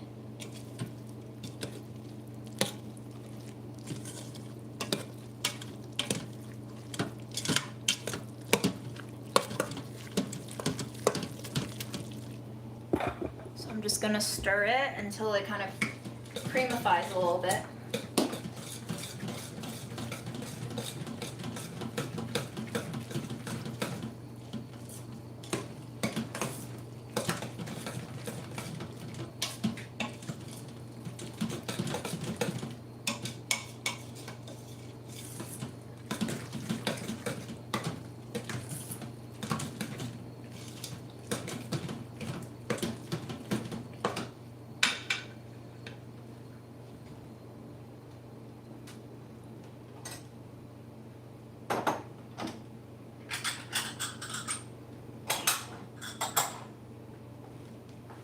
And I'm gonna taste a little bit of it.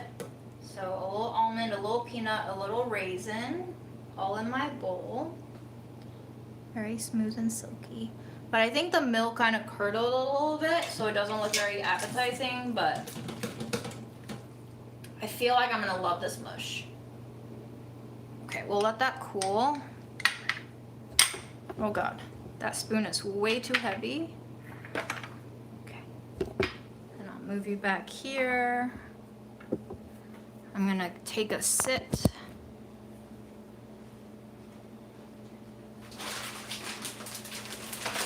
I got a huge bag of,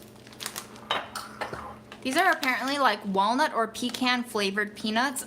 I don't know, Chinese people do a lot of weird shit with their peanuts, but this whole bag is 2 kilos of peanuts in the shell roasted, and it was $9. So I look forward to eating this, snacking on it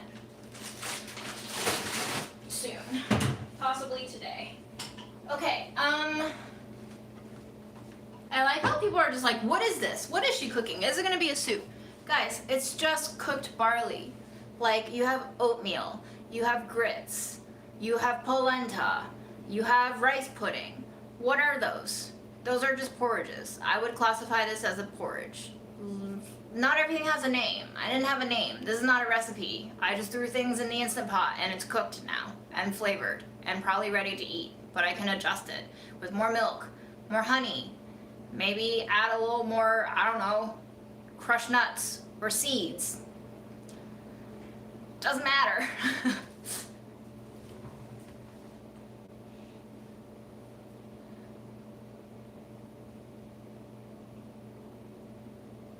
I think it's because people eat for pleasure these days and they don't have a lot of experience in the kitchen, so that lack of creativity stumps them.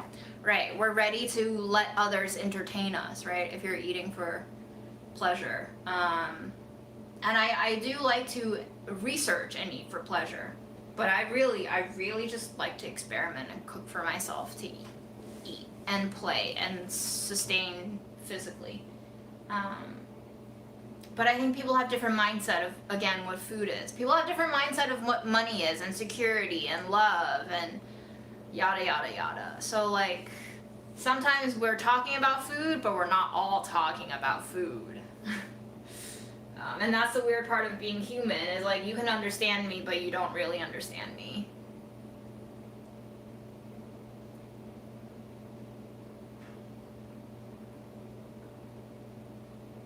We do categorize spices at Broth and Barrel by their geographic locations and culinary usages, but I don't think a lot of people use those filters. My coworker Ren did a huge overhaul on the site to be able to filter spices by those benchmarks of, categories, but I don't think people use them. Also, we have over 100 spices. It's really hard to categorize them in any way that is satisfactory to everyone.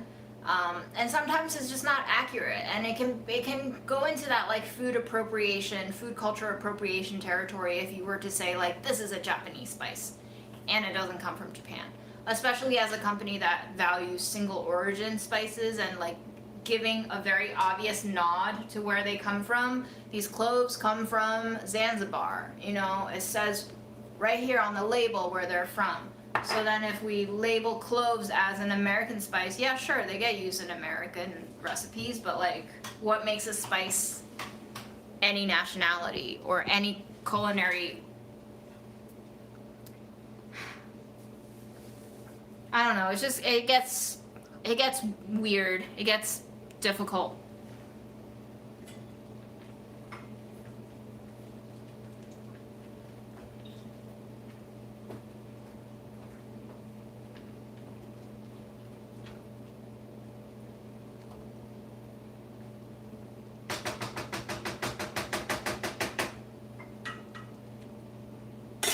I also think there's like a baseline of desire to explore and learn and experiment and fail that a lot of people don't have time for or don't have interest in. They just want to succeed and they just want to make something that is delicious every time they make it. And I would say even chefs have to go through trial and error, and if you're trying to skip trial and error, then yeah, you're probably just better off letting someone else cook for you. Because you will have to feel defeated at first until you get the hang of how to bounce back from defeat. Anyway, barley, porridge, whatever.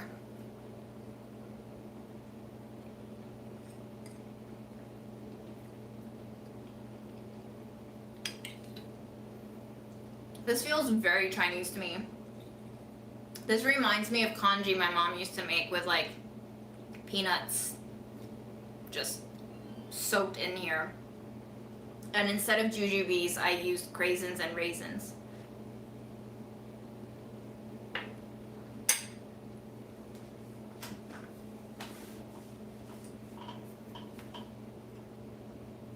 Yeah, I know. I agree. There's a fear of not making something delicious that we will want to eat and being wasteful because of that too. To which I say, again, this is a want versus need thing. If you cook something and you hate the taste of it, sometimes you don't have the option but to eat it. Then you just suck it up and you eat it because it's food and it'll feed your body even though you hate the taste of it. But maybe through this experiment, you will learn flavor profiles that you otherwise would not have learned, even if it's flavor profiles that you would never ever put together again. So I look at every attempt, even if it's a failure, as a way to learn something new about the method, the ingredient, myself, my taste buds, perception. Last live, I made that lentil soup with baking soda in it, and it gave it an awful aftertaste.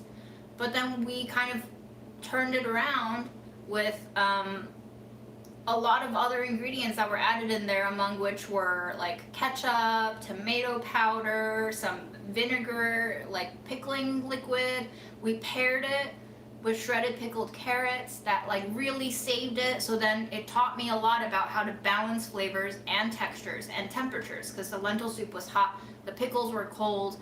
You learn about how to complement things. Even if that singular thing was not good on its own, how can you make it better by pairing it with something else that can help develop the flavor or distract the flavor, cover the flavor, or develop the, like, there's just endless amounts of things you can do as long as you're not feeding yourself literal poison.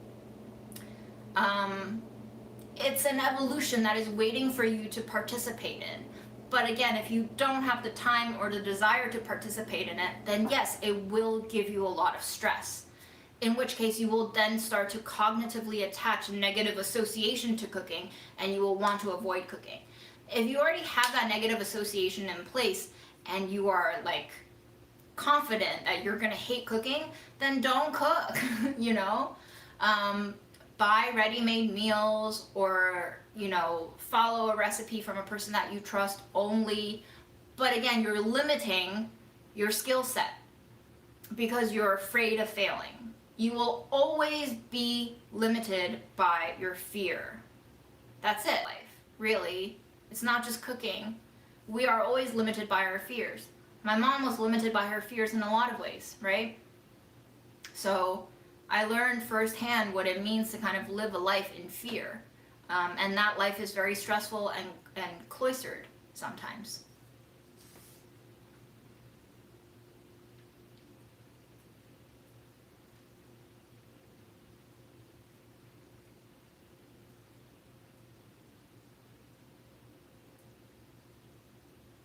Yeah. Lettuce versus cabbage, right? Cabbage can last for weeks in your freezer. Lettuce, barely a week sometimes. Iceberg lettuce will start to orange and yellow, and other kinds of like butterhead lettuces will start to get slimy. But cabbage, the hardy ones, they'll keep for as long as probably carrots in your fridge. So just learn the vegetables that keep well. If you know you're not going to go through a whole head in a week, then buy something that keeps for 4 weeks.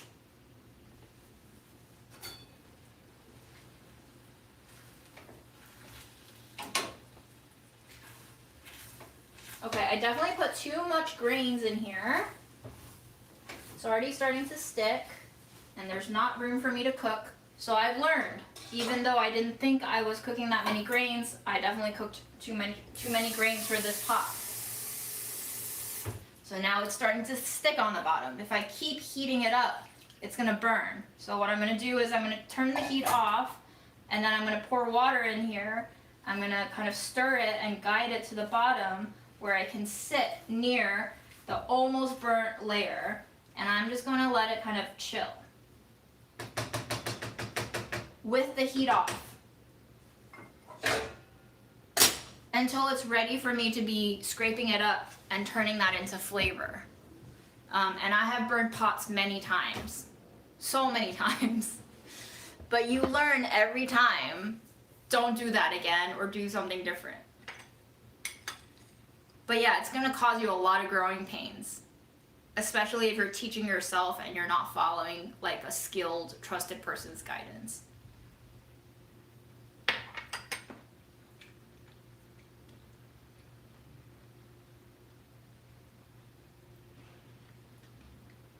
I work remotely at Burlap and Barrel. There is no office. So again, less overhead at Burlap and Barrel is one way for us to just cut down on operation costs. Our team is all over the world, and all over the US, so it would be hard to have an office anyway.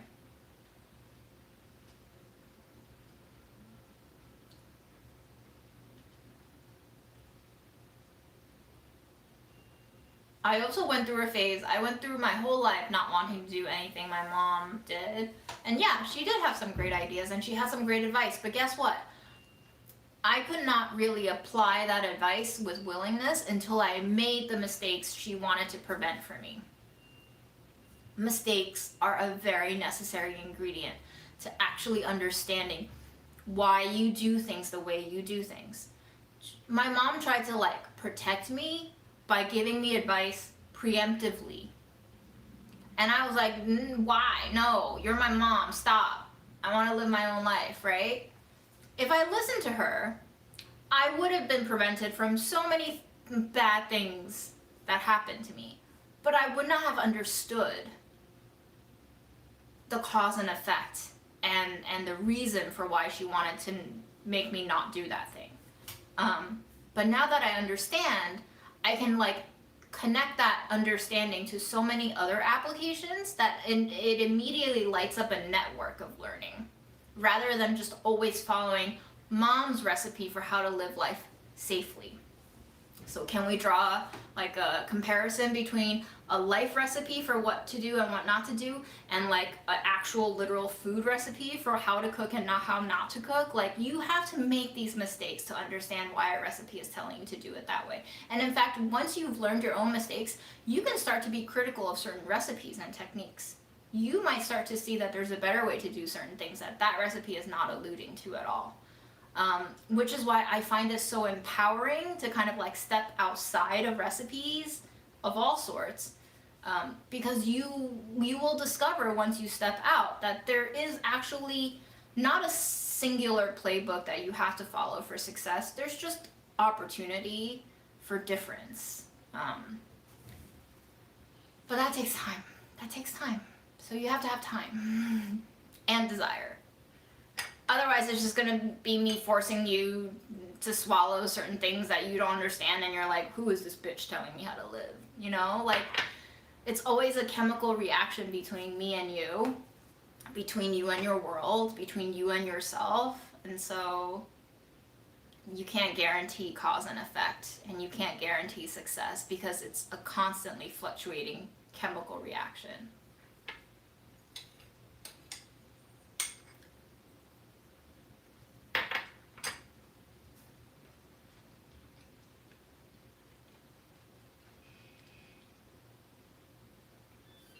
Hi June, can you share how and when you first got into cooking and food? My parents had basic cable, but Food Network was one of the channels that was included in the basic cable package. So when I got home from school and I didn't really feel like watching sitcoms because American sitcoms always have this weird cringy laugh track, and I was like, what the fuck is this? I would go to the Food Network, and I really like to see how people cook. I don't know why I like to see how people cook. Maybe it was because my mom almost never cooked, and it was always my dad cooking, and my dad cooked in that like very manly way of throwing stuff in a pot and just making sure that you're fed, and it never like brought delight in that culinary way. So I think it was very fascinating for me to kind of like peek into this culture of making things for the sake of making things delicious and beautiful and presentable, and like it was all very different culturally from what I was eating too. So I think it was like an exposure to kind of American culture, or like all these hyphenated American culinary identities like American Italian, like with Giada De Laurentiis. Then I fell in love with Alton Brown, right? He's the food chemistry guy with a lot of film school background, so all his shots were very intricate and like quirky and unexpected, and he had humor, and it was just very engaging for me. So then I started watching that. I gotta be honest with you though, because like in high school, I started going through disordered eating, and I just really needed to like exert control over what I was eating because of my eating disorders. So then I started cooking because I wanted to like control everything that I was allowing into my body. So my food background psychologically has like a very twisted, dark entryway too, in a lot of ways. And I think a lot of that, looking back now, I can rationalize it however I want in a million different ways, but the way that I've been thinking about it in the last 3 years is that as a kid, when I immigrated to the US, I was 7. They found out I had IgA nephropathy, which is an autoimmune kidney condition. it completely eliminated my ability to control my own diet because I had to go on low sodium, low potassium, low protein diet. It eliminated so many things from what I was allowed to eat, and food became miserable for me. So then when I think the IgA started kind of like receding into the background and was not this almost like calamity of sorts in my life that overtook everything of how I lived my life, I was allowed for the first time as like a emerging young adult to have some agency over what I ate. And so take that agency that was given to me for the first time since childhood into kind of growing and still assimilating into the American culture, into unfortunately eating disorders. All of that kind of came together over this like immense interest and control exertion over what I ate and how I prepared my food. And that's how my kind of relationship with food in that kind of like very zoned in way started. When I went to college, I obviously didn't cook at all. College was the first time that I felt like I had access to free food all the time because it was, I grew up kind of always being budget conscious of what I bought, and how we ate was just I followed whatever my parents bought. College was the first time where I was like kind of released into the wild of this dining cafeteria, and I started using food as a coping mechanism to deal with stress. So then I started taking my like eating disorder from this anorexia bulimia direction into binge eating disorder, where I dived head first into food as a way to procrastinate on academic assignments that I felt inadequate to complete, and it was always there for me. The food was always there for me. Also pair this with a background of a pediatrician who told me before I went off to college that if I did not put on weight, she would hospitalize me because that's how skinny I was. I was like 92, 94 pounds at about the same height. So like imagine 25% of me not existing on this skeleton, right? So then I kind of like double barreled the stress eating and my doctor's threat of hospitalizing me, and then I just like gained so much weight. I think I gained like 30 pounds. It wasn't even a freshman 15, it was like a 30-pound weight gain. I remember going back to my pediatrician after the first year of college. She took one look at me after weighing me, and she was like, I told you to gain weight. I didn't tell you to gain this much weight. You know, so like my childhood has always fluctuated with this very like tormented relationship with food. It's never been like normalized, and I was also an immigrant, so like any food that I ate wasn't mainstream American food either. So there was always that kind of like now stereotypical kind of immigrant story friction of what my family ate at home and what I would eat out at school. Anyway, so many layers to this, but how I started professionally in food was after college. I started working in New York City restaurants. I had tried teaching for a year in China, very stressful, kind of like just ended that pathway for myself. Then I wanted to try out social work. I did some social work on Coney Island after Hurricane Sandy hit. There was like a FEMA-funded initiative called Project Hope where we were supposed to canvass the community we were in and provide them to mental health resources because a lot of people went through traumatic shit and saw people die and had their houses wrecked. But then I found out as we were stationed there like 4, 5, 6 months in that these people, sure, they needed mental support, but they didn't need mental support now. What they needed now was like new furniture, like repairs on their homes that were moldy from huge flooding from Hurricane Sandy. And our program was told to stay in our lane and not give them resources for those because we couldn't give them resources for those because I guess those resources just didn't really exist in the amount that they needed to in order to help everyone in that community. And so then I quit that job. It was supposed to be a year-long program. I quit, I think, like 8 or 10 months in because I was like, we're spamming the community. They don't need this shit right now. Like, they need this other shit right now. And then when I went to my supervisor to tell her this feeling that we're spamming the community, I got teary-eyed and she suggested I go see a therapist. So then I left that job. And after I left that job, I wanted to try out my last pathway of interest in life, which was food.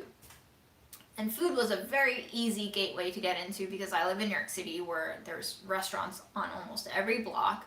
They pay people minimum wage, so the turnover is super high because people just quit all the time and they go off to a new restaurant because they had a spat here or they hated their boss there or they just didn't feel like showing up to work and they got fired. So then I was in restaurants for 4.5 years, really wore my body down, didn't think I wanted to continue in the restaurant industry because I didn't want to be a chef. I didn't want my own restaurant. I figured, what am I doing here making minimum wage as I was getting into my almost 30s. I was 28 basically when I quit the restaurant industry. I still wanted to do food, which is how I kind of segued into food media. So then I was at Delish for 4.5 years. Got fired there. So that's almost a decade in food.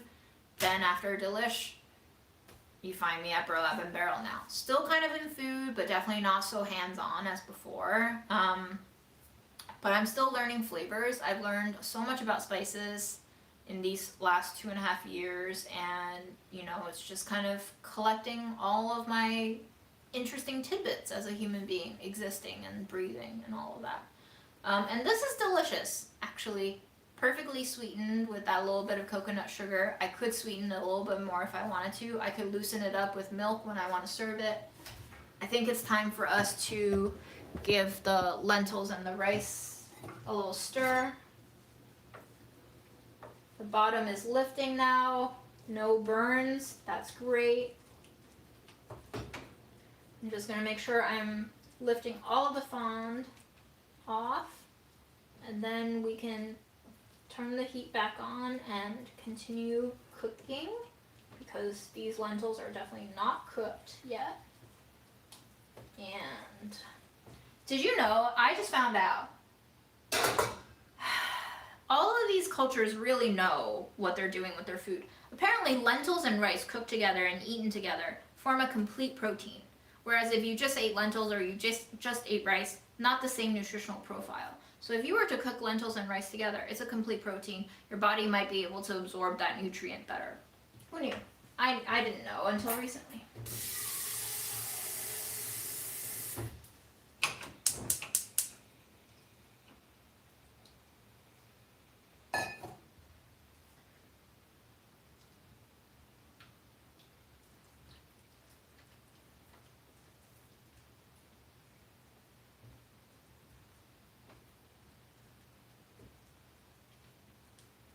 I just gotta stir often because I like my lentils really mushy and not soupy, liquidy, drinkable. So it tends to kind of stick to the bottom of the pot. So if I don't keep stirring it, that's how it gets stuck and burnt. So I will do my best and turn on a 2-minute and 30-second timer. In the meantime, I have my old kitchery to eat through, and I can now use my carrot, my sliced carrot, as an edible spoon. This is one of my favorite ways to eat my desk lunch.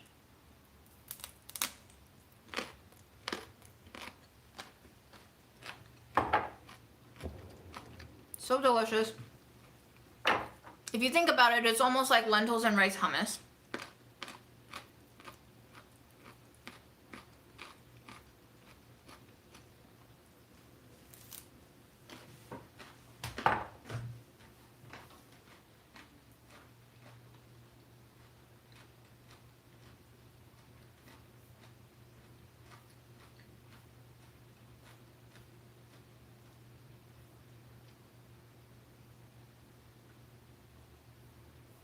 Okay, scrolling on your comments. I don't work for Delish. I got fired. I got fired a long time ago, y'all. I got fired like over 2 years ago now. 3 years ago now. October 2022. So no, I will never be making content for them ever again. Good riddance.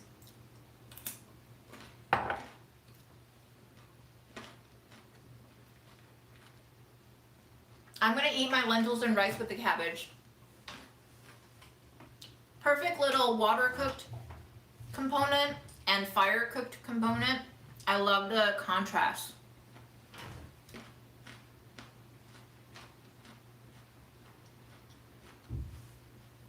The camping video was the most I related to in the food ability of your videos. Wow, Gary. That's rough. But yes, I can survive off of those foods for a while before I die of scurvy, I guess.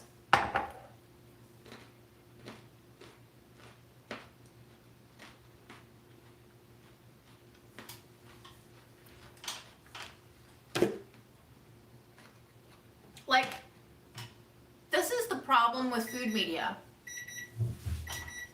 Delish didn't want me to make budget eats before the pandemic because they said it was not relatable to their audience.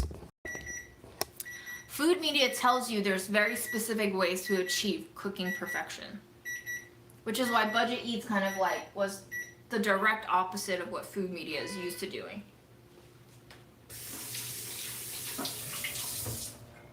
So beware, food media.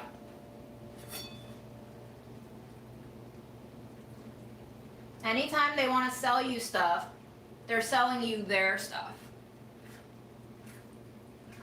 Food media, all media is driven by ads, by the way. So they're constantly trying to sell you stuff, whether it be actual equipment or a method or a narrative.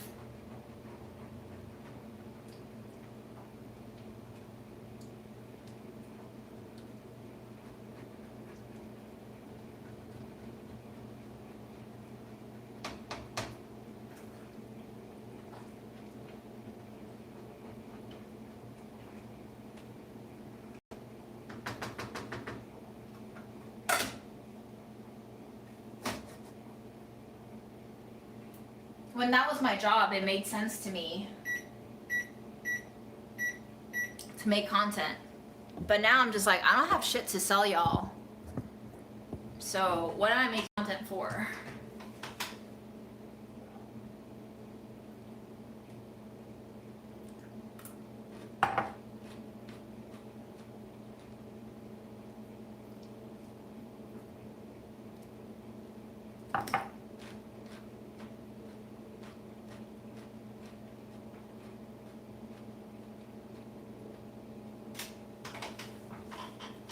It also helps to have equipment, right? Like I have this Vitamix. It's a really high-powered blender. I can basically turn any ingredient into a flour and use it as a flour. I can turn rice into flour. I can turn oats into flour. I can turn nuts into flour. I can make peanut butter. I can make all sorts of stuff. So if you have the tools, you can also play a lot more than if you didn't have tools as well. Could be physical tools, could be mental tools. So there's like a lot of components at play here.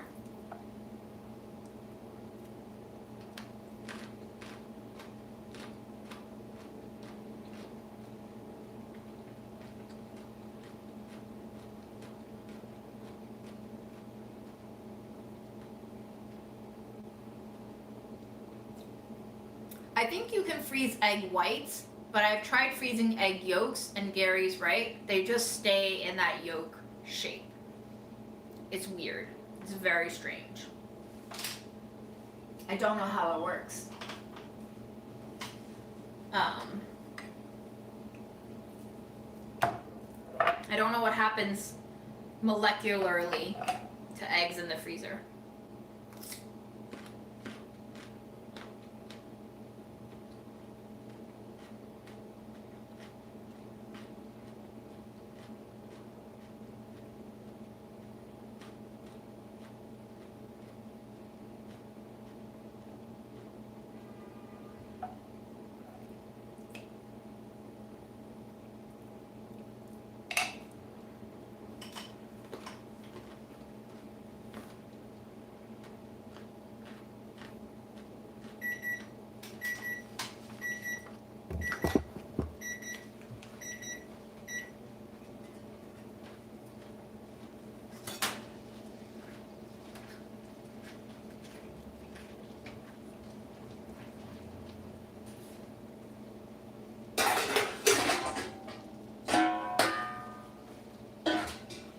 So I'm just gonna show you what my ideal texture for cooking lentils is.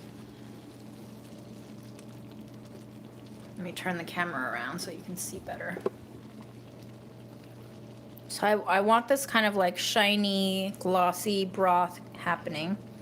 And I don't add a lot of liquid because I want to be able to agitate the lentils until they turn into like a smooth, kind of hummusy texture.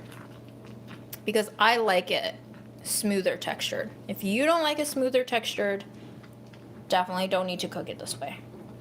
This obviously requires you to be able to stand here and stir because I can already start to feel the starches sticking to the bottom of the pot. And if I let them go longer like that, they'll likely start to burn. So I'm actually gonna turn off the heat now and keep stirring it and make sure that none of that is continuing to burn. So I'll let time do the work. Time is always the most helpful ingredient when it comes to cooking, and we're just gonna let it sit. Okay. And that's basically all I'm gonna cook today. Not much else going on. Just going to eat my leftovers now. Oh, and take our vitamins. I did not take my vitamins yet.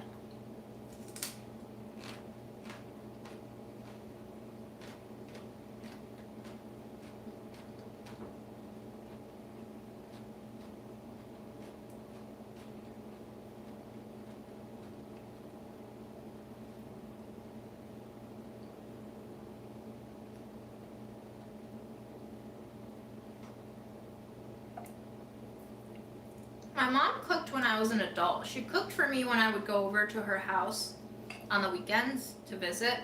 She never really cooked when I was growing up for the most part, because she was the one working. My dad was like stay at home, work from home. Mom was the one who had an office job.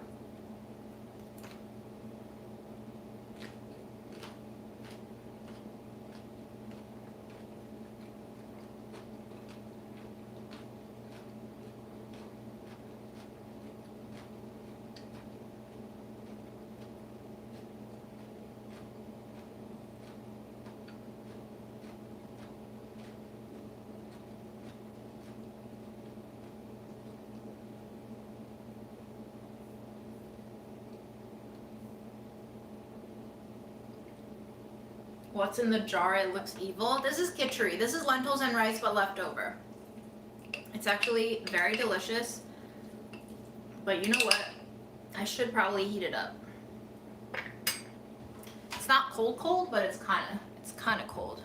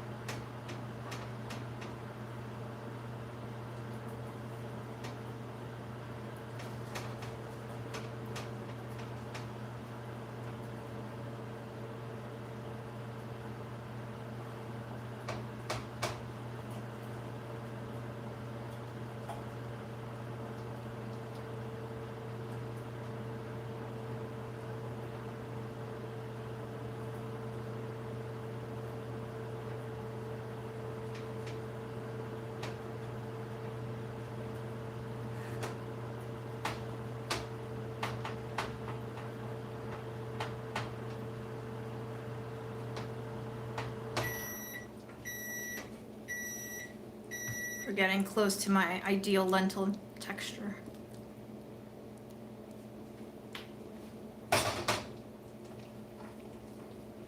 It's extra silky today because of the rice. The rice has more carbs. Shiny carbs.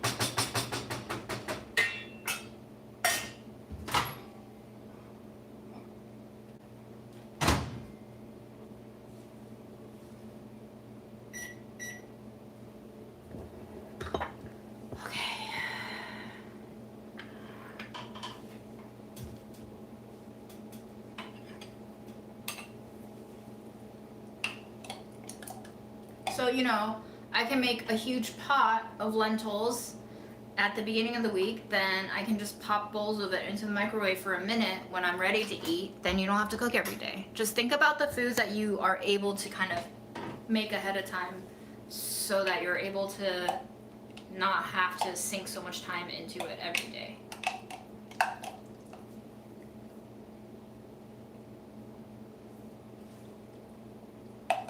Yeah, all the Budget Eats videos are still up, and they're still earning ad revenue off of it. They will for forever, as long as they leave them up. It's free money for them, why not? It's their property now.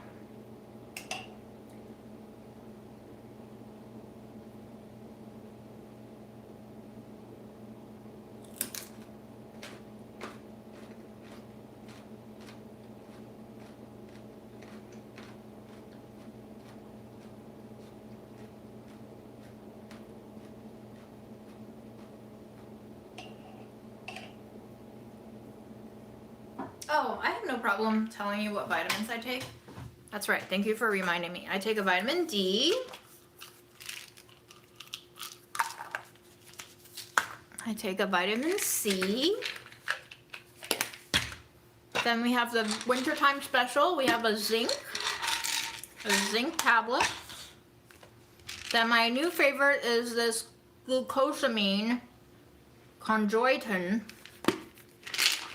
This is for my joint pain. It's helped me immensely.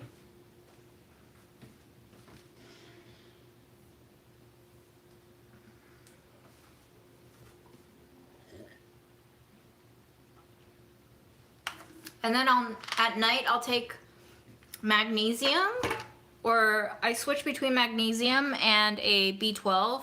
Sometimes when I eat nutritional yeast, I won't take a B12 because nutritional yeast already has a lot of the B vitamins.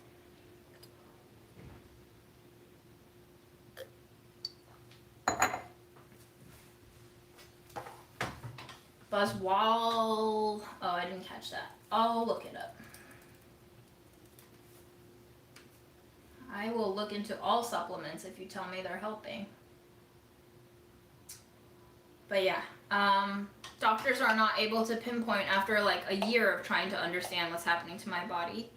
So I have basically just kind of reached the conclusion that it's all long COVID related for the most part.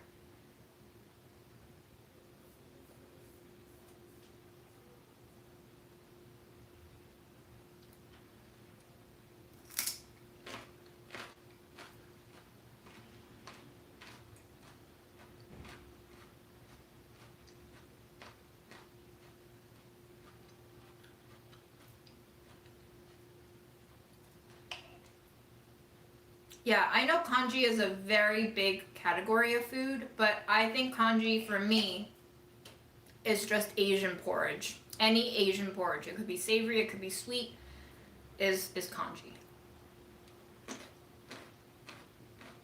Usually with a grain, right? At least a few grains.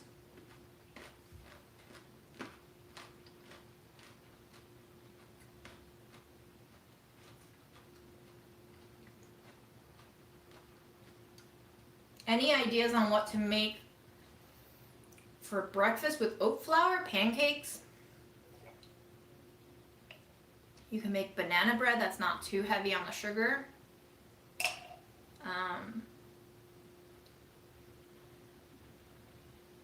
You can probably even make English muffins with it, although you won't get a lot of rise out of it since oats don't have that much gluten in them.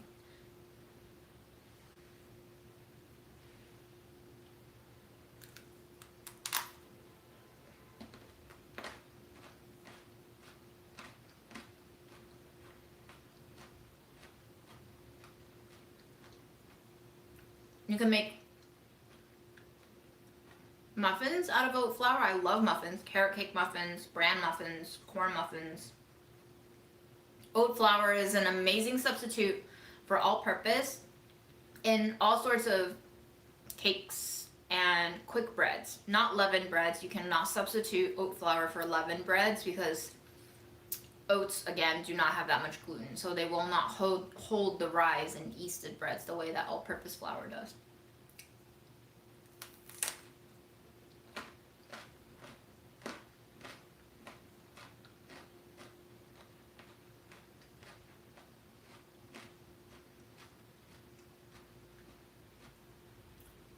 I work for Burlap and Barrel. It's a spice company. I know that's backwards on your screen, but it's burlap, like a burlap sack, and barrel, like a oak barrel. And I write their newsletters for them to sell spices.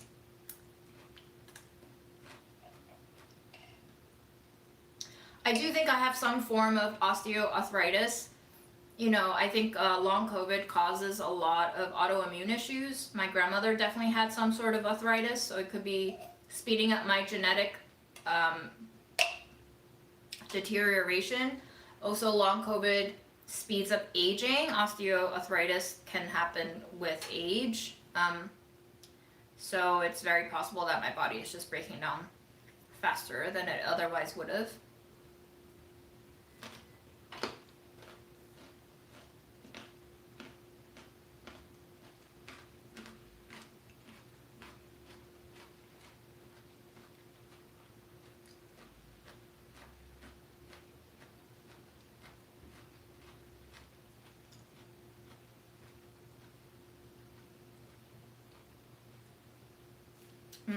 Yeah. I have heard of, I don't know how to say it, quercetin. I've heard of this. Apparently it's good for long COVID symptoms too. There's just so many supplements. I've read so many long COVID things.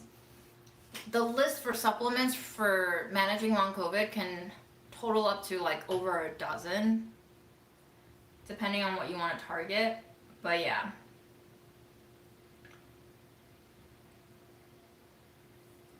Like, I used to take NAC, I used to take CoQ10. I didn't really feel that big of a difference, but the glucosamine supplement is the first time that I took it, and within like a couple of days, I was like, oh, I can climb the stairs without excruciating knee pain now.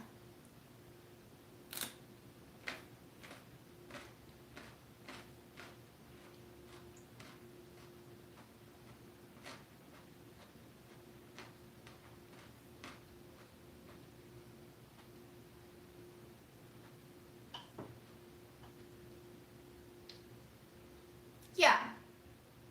I'm sure if we did cooking videos, we can definitely sell more spices, but I'm just one person.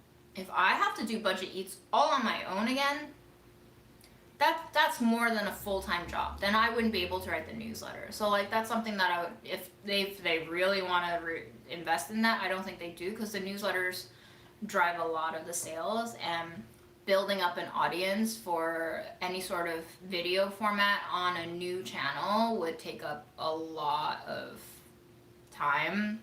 You know, it's a brand new audience. So I don't know if it's worth the investment for them. And I certainly will probably burn out very quickly if it's the same format as Budget Eats. With Budget Eats, I did shoot all of the footage, but I had a full-time editor to edit it down. If I have to shoot and edit it down, I don't know. And I also probably don't want my face to be in any videos for a company, to be honest. Like, I like the company, I stand by the products, but it's another thing to be kind of like on screen for a company that involves a lot of other ownership issues. You know, it's just a very tricky field to go in. So I have been shooting like little snippets for them, but it's only hands. If it involves my face and my voice, I don't know.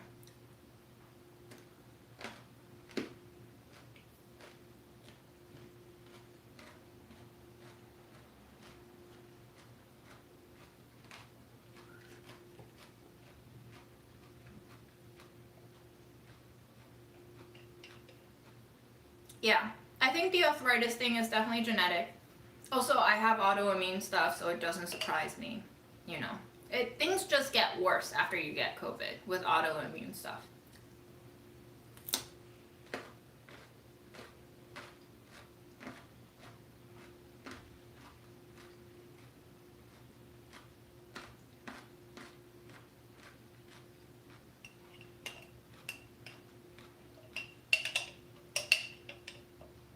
Um, yeah, I think I saw something about Alton Brown saying he likes our spices, but for him to like make content for us on purpose would probably require payment, which I don't know what his budget is. It's probably a big budget.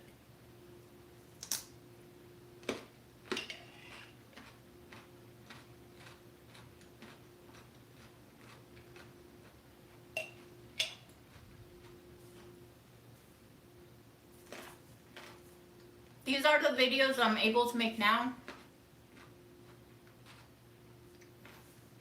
I've been thinking about making edited videos, but I just have very low motivation.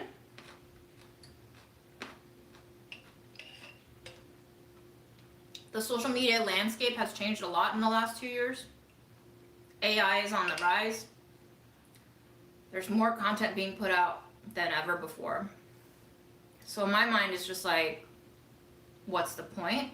Like, there has to be a point for me in order to make something. If there's no point, I can't envision it, and there's no clear path to doing the execution of a plan. So then I just feel very demoralized in the process of making it. If viewers give me a purpose that is convincing for me, potentially. But right now, I can make one-off videos. They would be very, like, ego-driven, you know? And I could make them, but I could also just as easily not make them.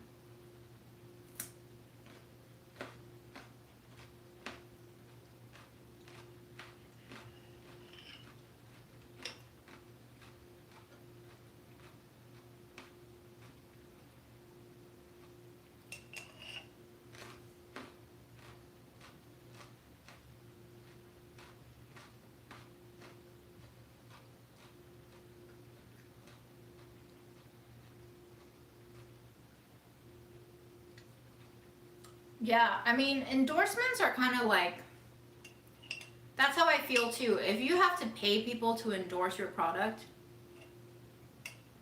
why?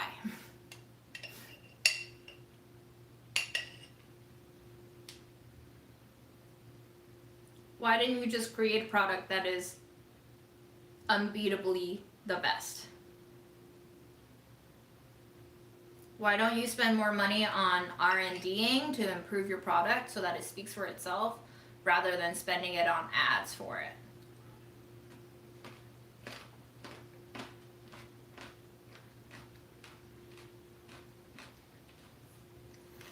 Mush recipes using random ingredient. The reason why I like mush is that you don't need a recipe for mush.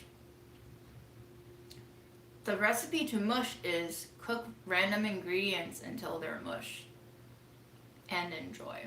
That's the beauty of mush. So all of these live streams are 80% mush. And I never really reference a recipe because you don't need it. Mush just happens. It's so organic.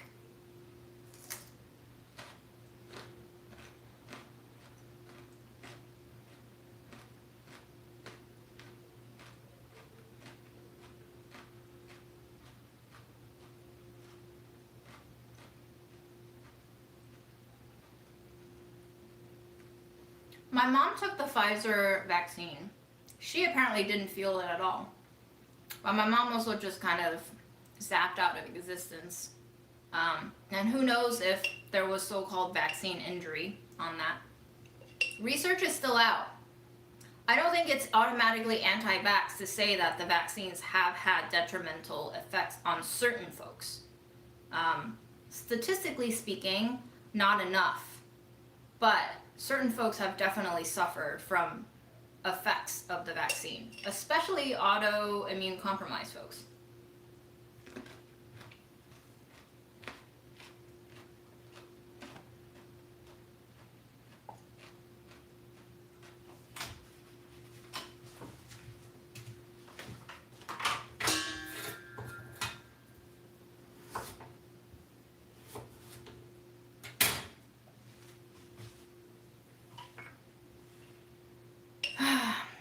So yep, I was the one who convinced my mom to take the vaccine.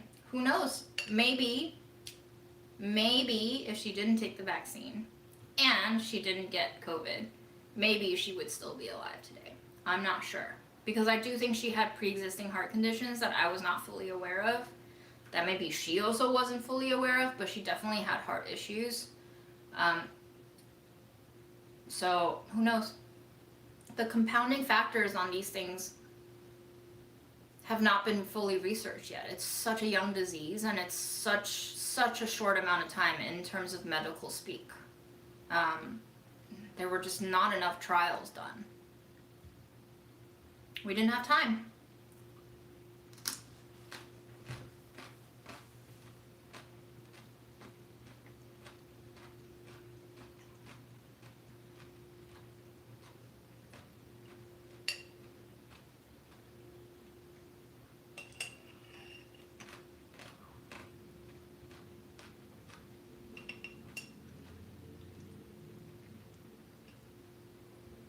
It's true, right? That's why Burlap and Barrel is now running some more ads too. They didn't used to run this many, but I guess now we have a little more cash flow to do it.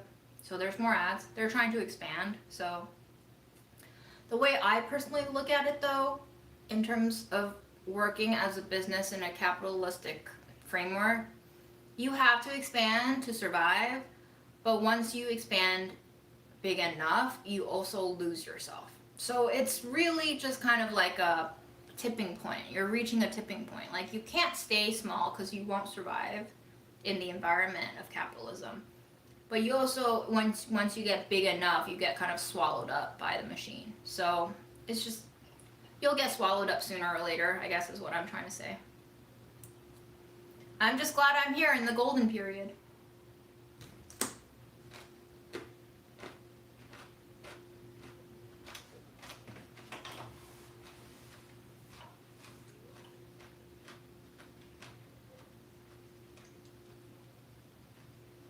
Hello, UK.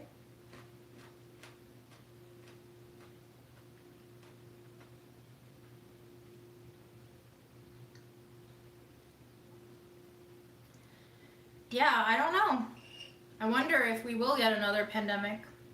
I mean, COVID is still ongoing. Also, the effects of long COVID will probably start sinking in a few years from now in a greater population than it's currently happening.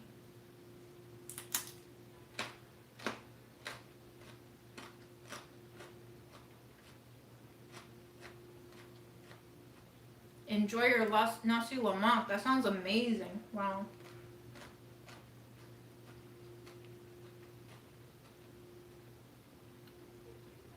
I don't think I've ever had proper stink beans. I hope to travel to Southeast Asia one day and eat those. I remember I used to watch Mark Wien's videos with Aaron all the time. Mark Wien's loves the stink beans.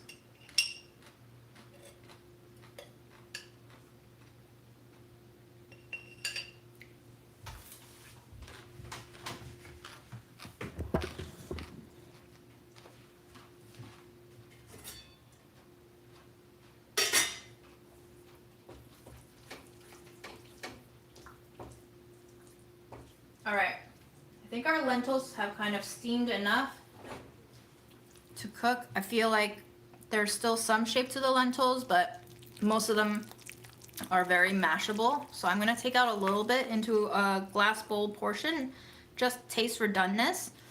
And then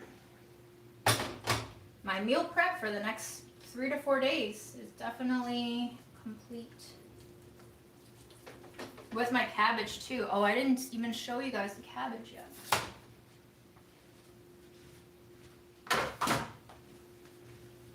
I probably made enough food for 5 days, honestly, with the barley porridge. My whole week is set.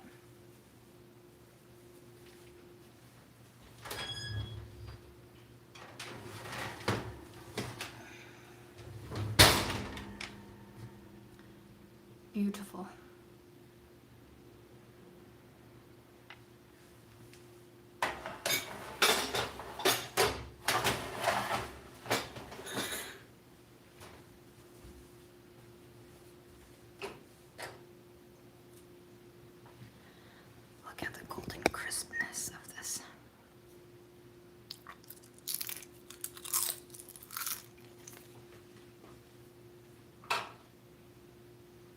Nothing beats roasted cabbage or anything in the cabbage family. So broccoli, cauliflower, kale, well, honestly, baked kale, I can take it or leave it. But cabbage, cauliflower, broccoli. Brussels sprouts, oh my goodness, Brussels sprouts.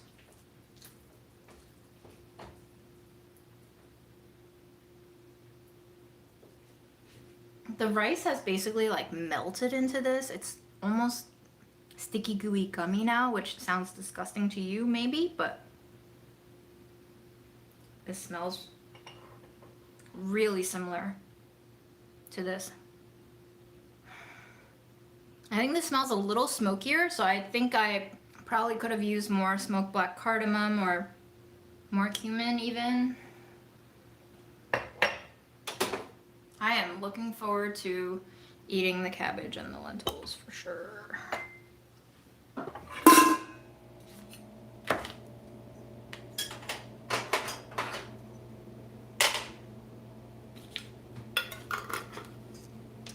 We're gonna date these containers so I know when I made them. Today is the last day of November, so happy December tomorrow, y'all.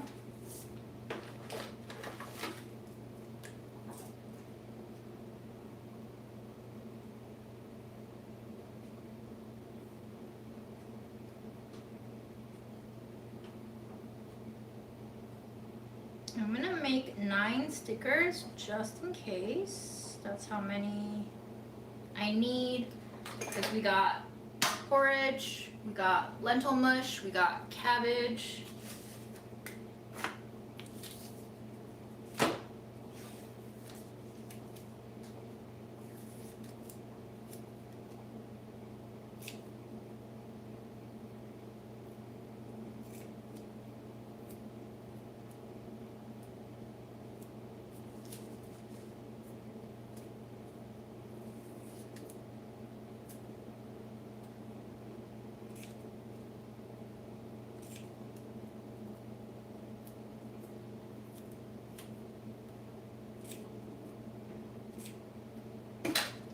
This is mostly for food safety. You don't want to eat leftovers that are too long, probably.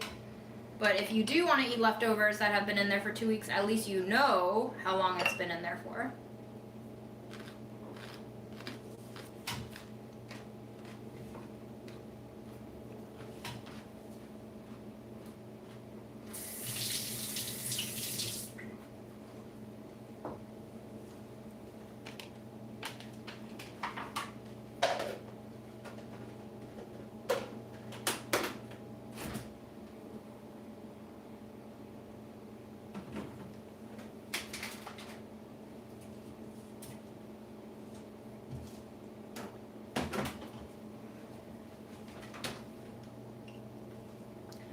I'm gonna grab some roasted cabbage into this.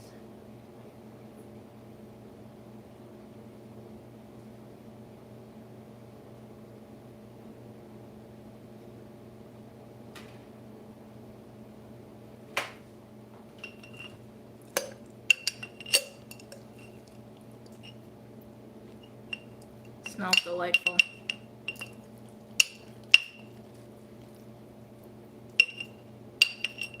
All the spices and oils have fully kind of married together.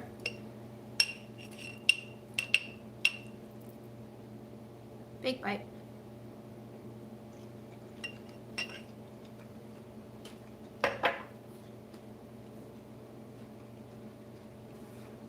Yum.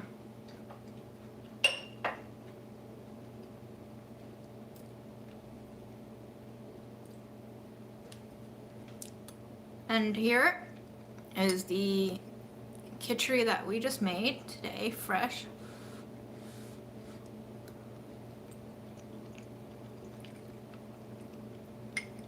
Oh my gosh. So creamy, so comforting. A little less salted, which is perfect because the cabbage is very salty from all the seasoning I dumped on it. So these two are gonna go together like a perfect marriage.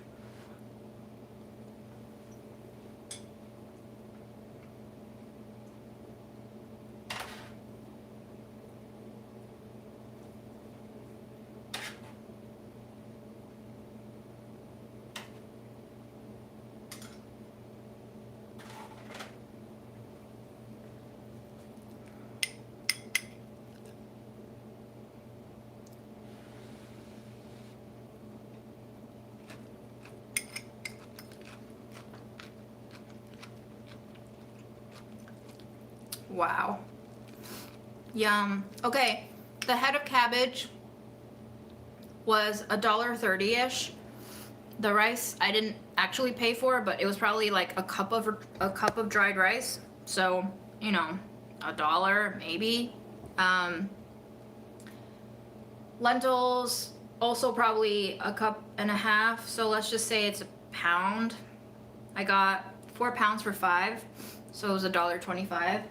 I used some cooking oil. That whole bottle that you saw me use there was less than 4, I think. It was 4 something. Plus spices, plus a little onion, a little carrot. I would put the cabbage and the lentils and rice together at maximum $7. That's if you count in like a third of a jar of spices. I guess I use burlap and barrel spices. It's about $9 a jar, $10 a jar. So that's like half of the budget. Even if you were to say this costs $10 to make, I'm gonna be able to eat this for at least 4 days. That's like $2.50 per day. So no matter how expensive the spices are, this is still way cheaper than meal kit, takeout, ordering in, all of that. So there you go. That's my budget eats now on my low budget production. But the lifestyle continues. Just a little more casual and a little less creative every week, since I don't have a huge audience to entertain, which is working out perfectly for me. Did you use any flavors for the cabbage? Yes, I used oil and this umami blend that's been sitting on my shelf for 2.5 years. So this one has onion powder, garlic powder, salt, tomato powder, smoked paprika, chili powder, black pepper, and hing, which is a South Asian ingredient called asafoetida. So that's what I flavored it with.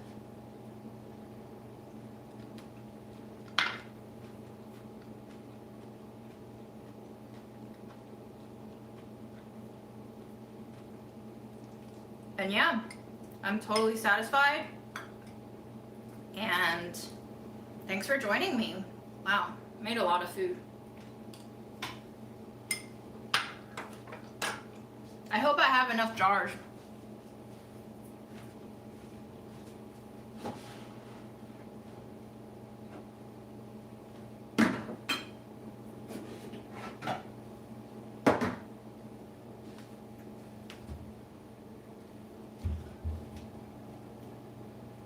I think we'll be okay.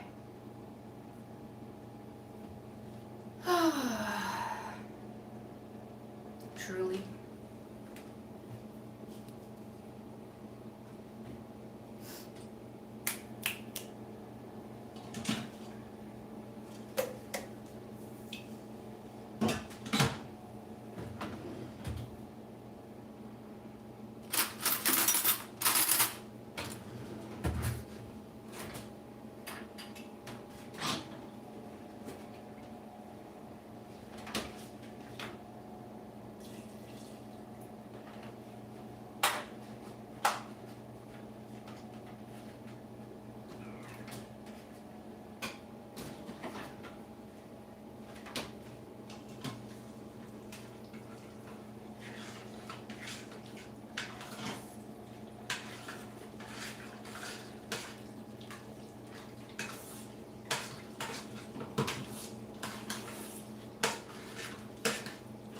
I'm going to jar the barley in smaller jars, that way I can heat it up per day, per serving.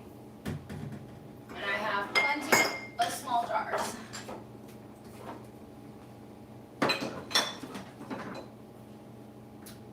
But yeah, that's the bulk of my content this week. Thank you for joining. The rest of it will just be me putting stuff away. But you're welcome to stay if you're into that.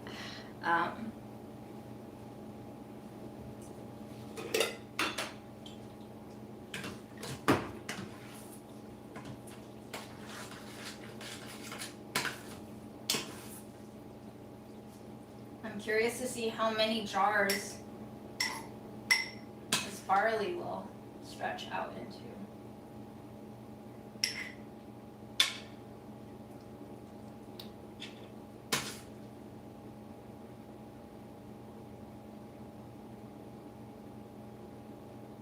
I'm gonna leave a little bit of space on top for any addition of honey, milk.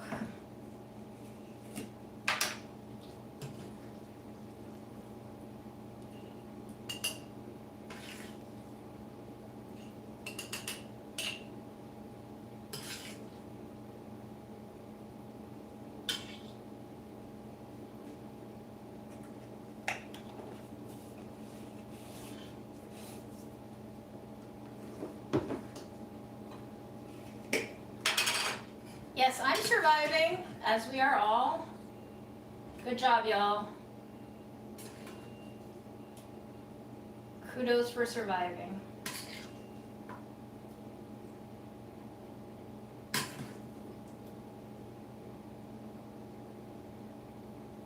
There are companies out there who are no longer using real photo shoots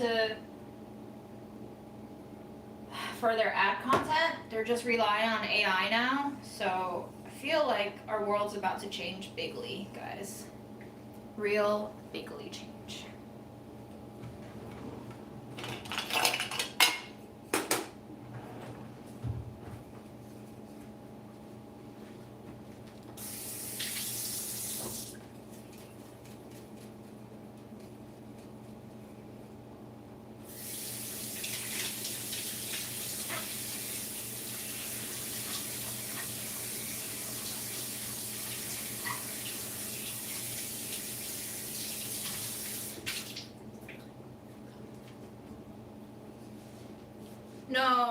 No freezing. I'm going to be eating these this week, so you also have to be very careful about freezing jars with like expandable things. Things expand when they freeze, so anything liquidy, you can crack jars. I've cracked so many jars this way. Then I have to end up like throwing out the food that's in it because I can't be sure if there's glass fragments in there. So I normally only freeze glass jars filled with dry stuff. Almond flour, nuts, seeds, you know, like chopped up ingredients that are not liquidy. It is always a risk you're taking whenever you freeze something that is liquid.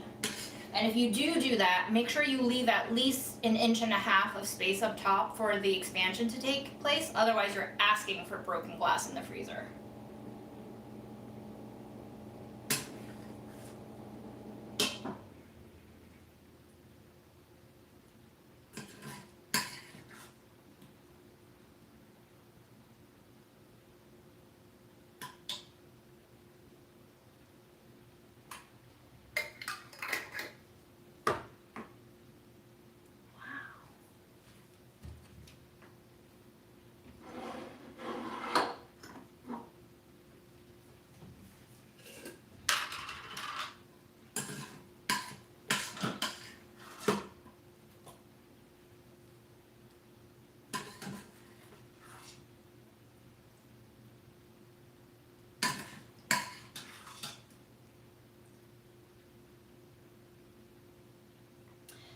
Like, I know you guys miss Budget Eats, but I honestly think these live streams are the IRL, in real life Budget Eats. Like, nobody has time to cook the meals the way I did on Budget Eats. They were entertaining and creative and really fun and just wonky. And I loved it.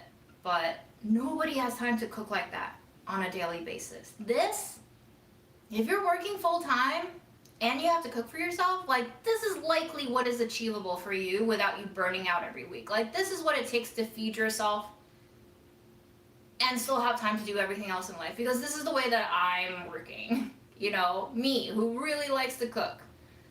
Granted, my health isn't doing so great right now, so my energy levels are low, but I still think that's a trade-off with me working at home part-time. I think anyone working full-time like this is probably close to as good as you're gonna get in a sustainable way. If I make budget eats again, I really do think that's just entertainment. You can learn stuff there, right? And it can change your mindset for sure. But for the most part, you're watching because it's fun to watch. And I get that, and I love that I was able to make that for 2 years. But I feel like I need a different reason to make budget eats now than just entertainment, because I think we don't deserve entertainment anymore. No, it's because I think we have enough entertainment already, you know? I'm not the one to entertain anymore, because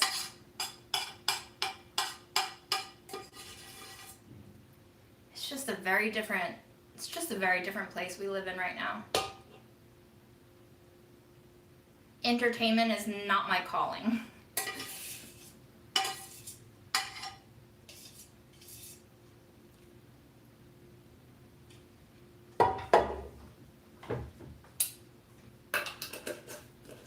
Five jars of porridge, Monday through Friday.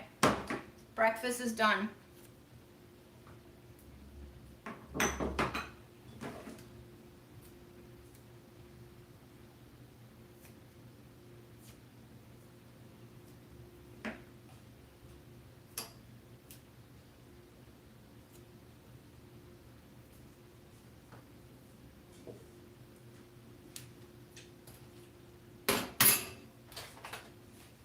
My favorite part is getting all the bits stuck to the pot, because this is the creamiest part.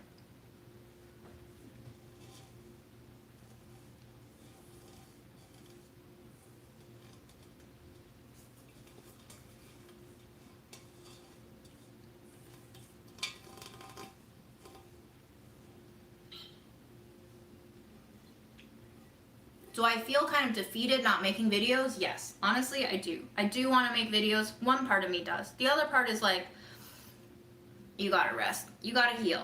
Your body needs to recover, so.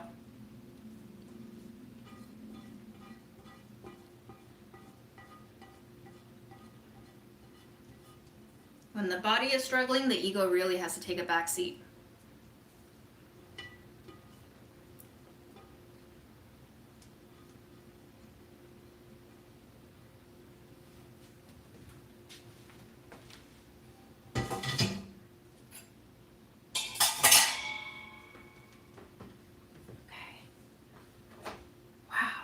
So much food, so blessed. On a recent team call, one of our icebreakers was like, what are you grateful for? Outside of work, what are you grateful for? And like some folks went really real, you know, they were just like, a lot of folks don't have food right now. A lot of folks don't have shelter right now. I have all of that. Like, that's amazing. So every day I'm able to shop and cook and eat. Like, I think having seen what we've seen, this is tremendous. So I'm happy to be able to sustain like this.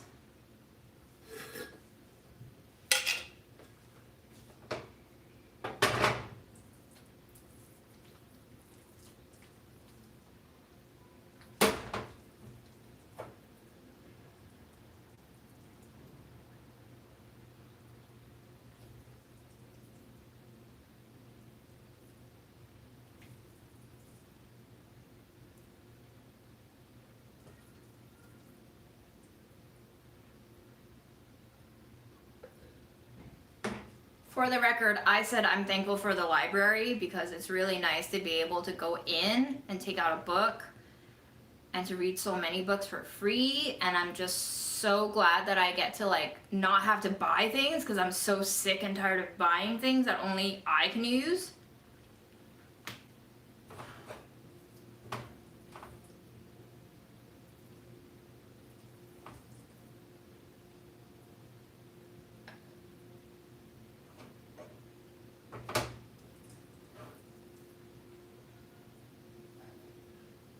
Even living in this apartment alone feels mad wasteful sometimes. I don't really think I need all this space, honestly. But good luck trying to move in New York City right now.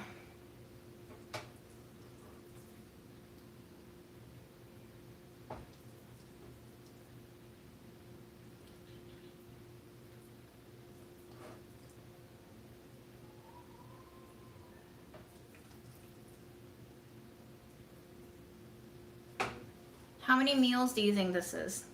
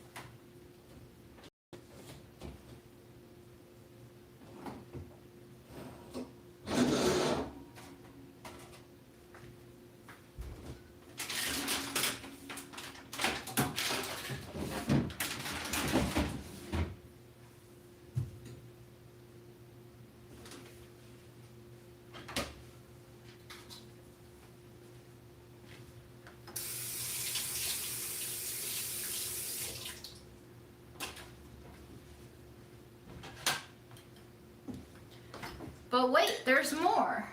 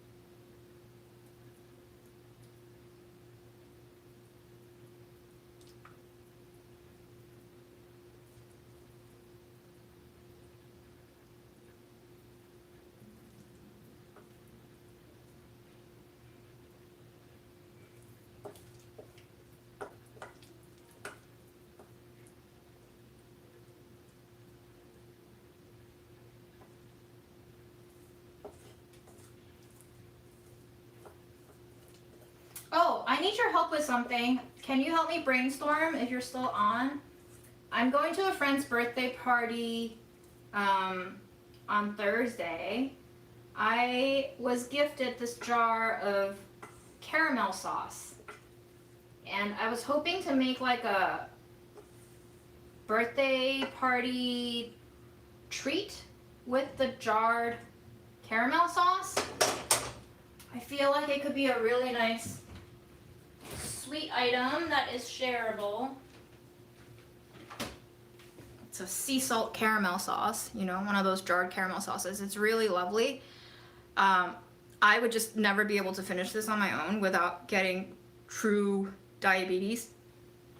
So I figured bake it into something for a party, have everyone share it, be able to enjoy it, but also share it.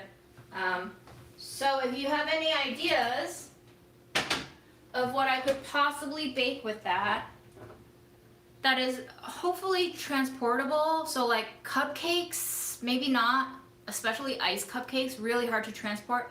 It's also getting really cold outside, so I think holding a box will be truly painful for me, as cold as it is. By the way, this is how much lentils and rice, aka khichdi, we made.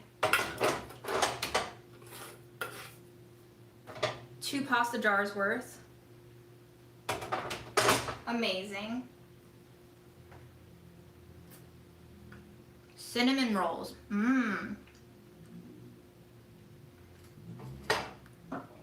I could do cinnamon rolls.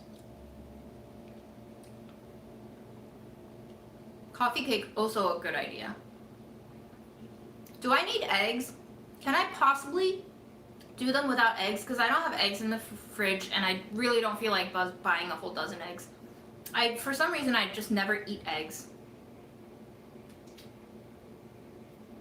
Chocolate covered truffles. That sounds hard. I would also need to buy chocolate for that, right?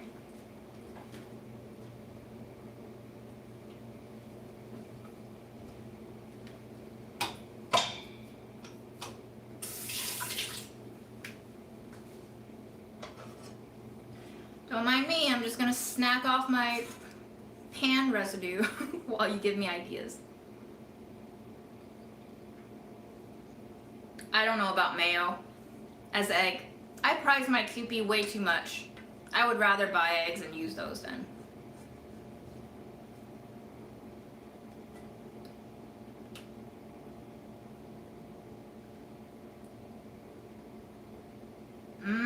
Caramel ganache, okay. That sounds, okay, here's the other thing. I would like it to be not too decadent.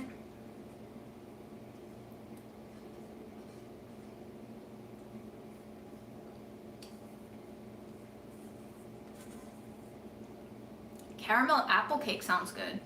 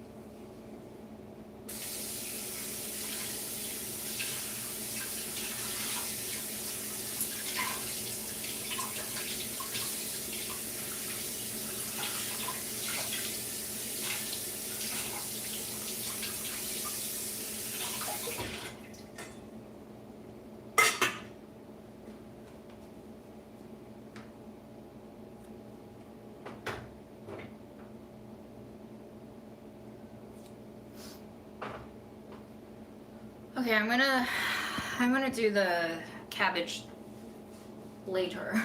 I'm tired. Chia seeds, flax seeds, yeah. I can do that. I just feel like flax seeds and a cinnamon roll, okay, I could do that. We could try that.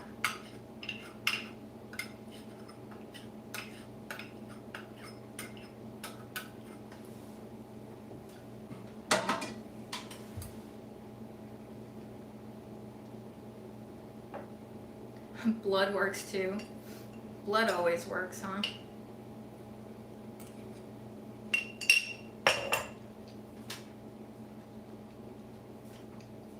What is caramel corn? Do I know what caramel corn is? Caramel popcorn? I don't know if... I feel like showing up with rice pudding, unless they're individually portioned, is gonna be kind of sketch.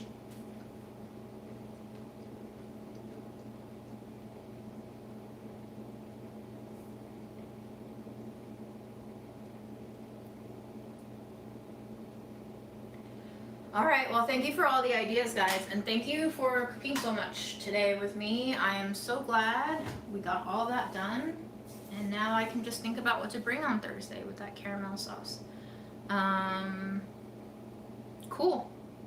All right, I hope you have a great week, and hope we all survive to see each other again. Let's see what Memo is up to.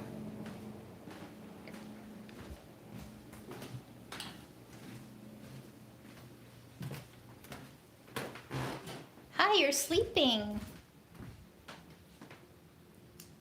I would like to say hi. Do you want to say hi to us? Hi, baby.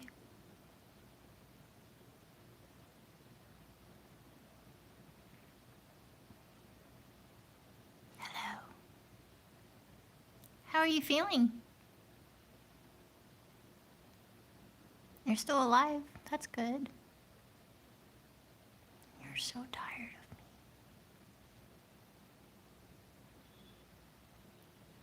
Okay, everyone, send Memo some good vibes. Let's hope he stops diarrheaing blood soon. And I'll keep you posted.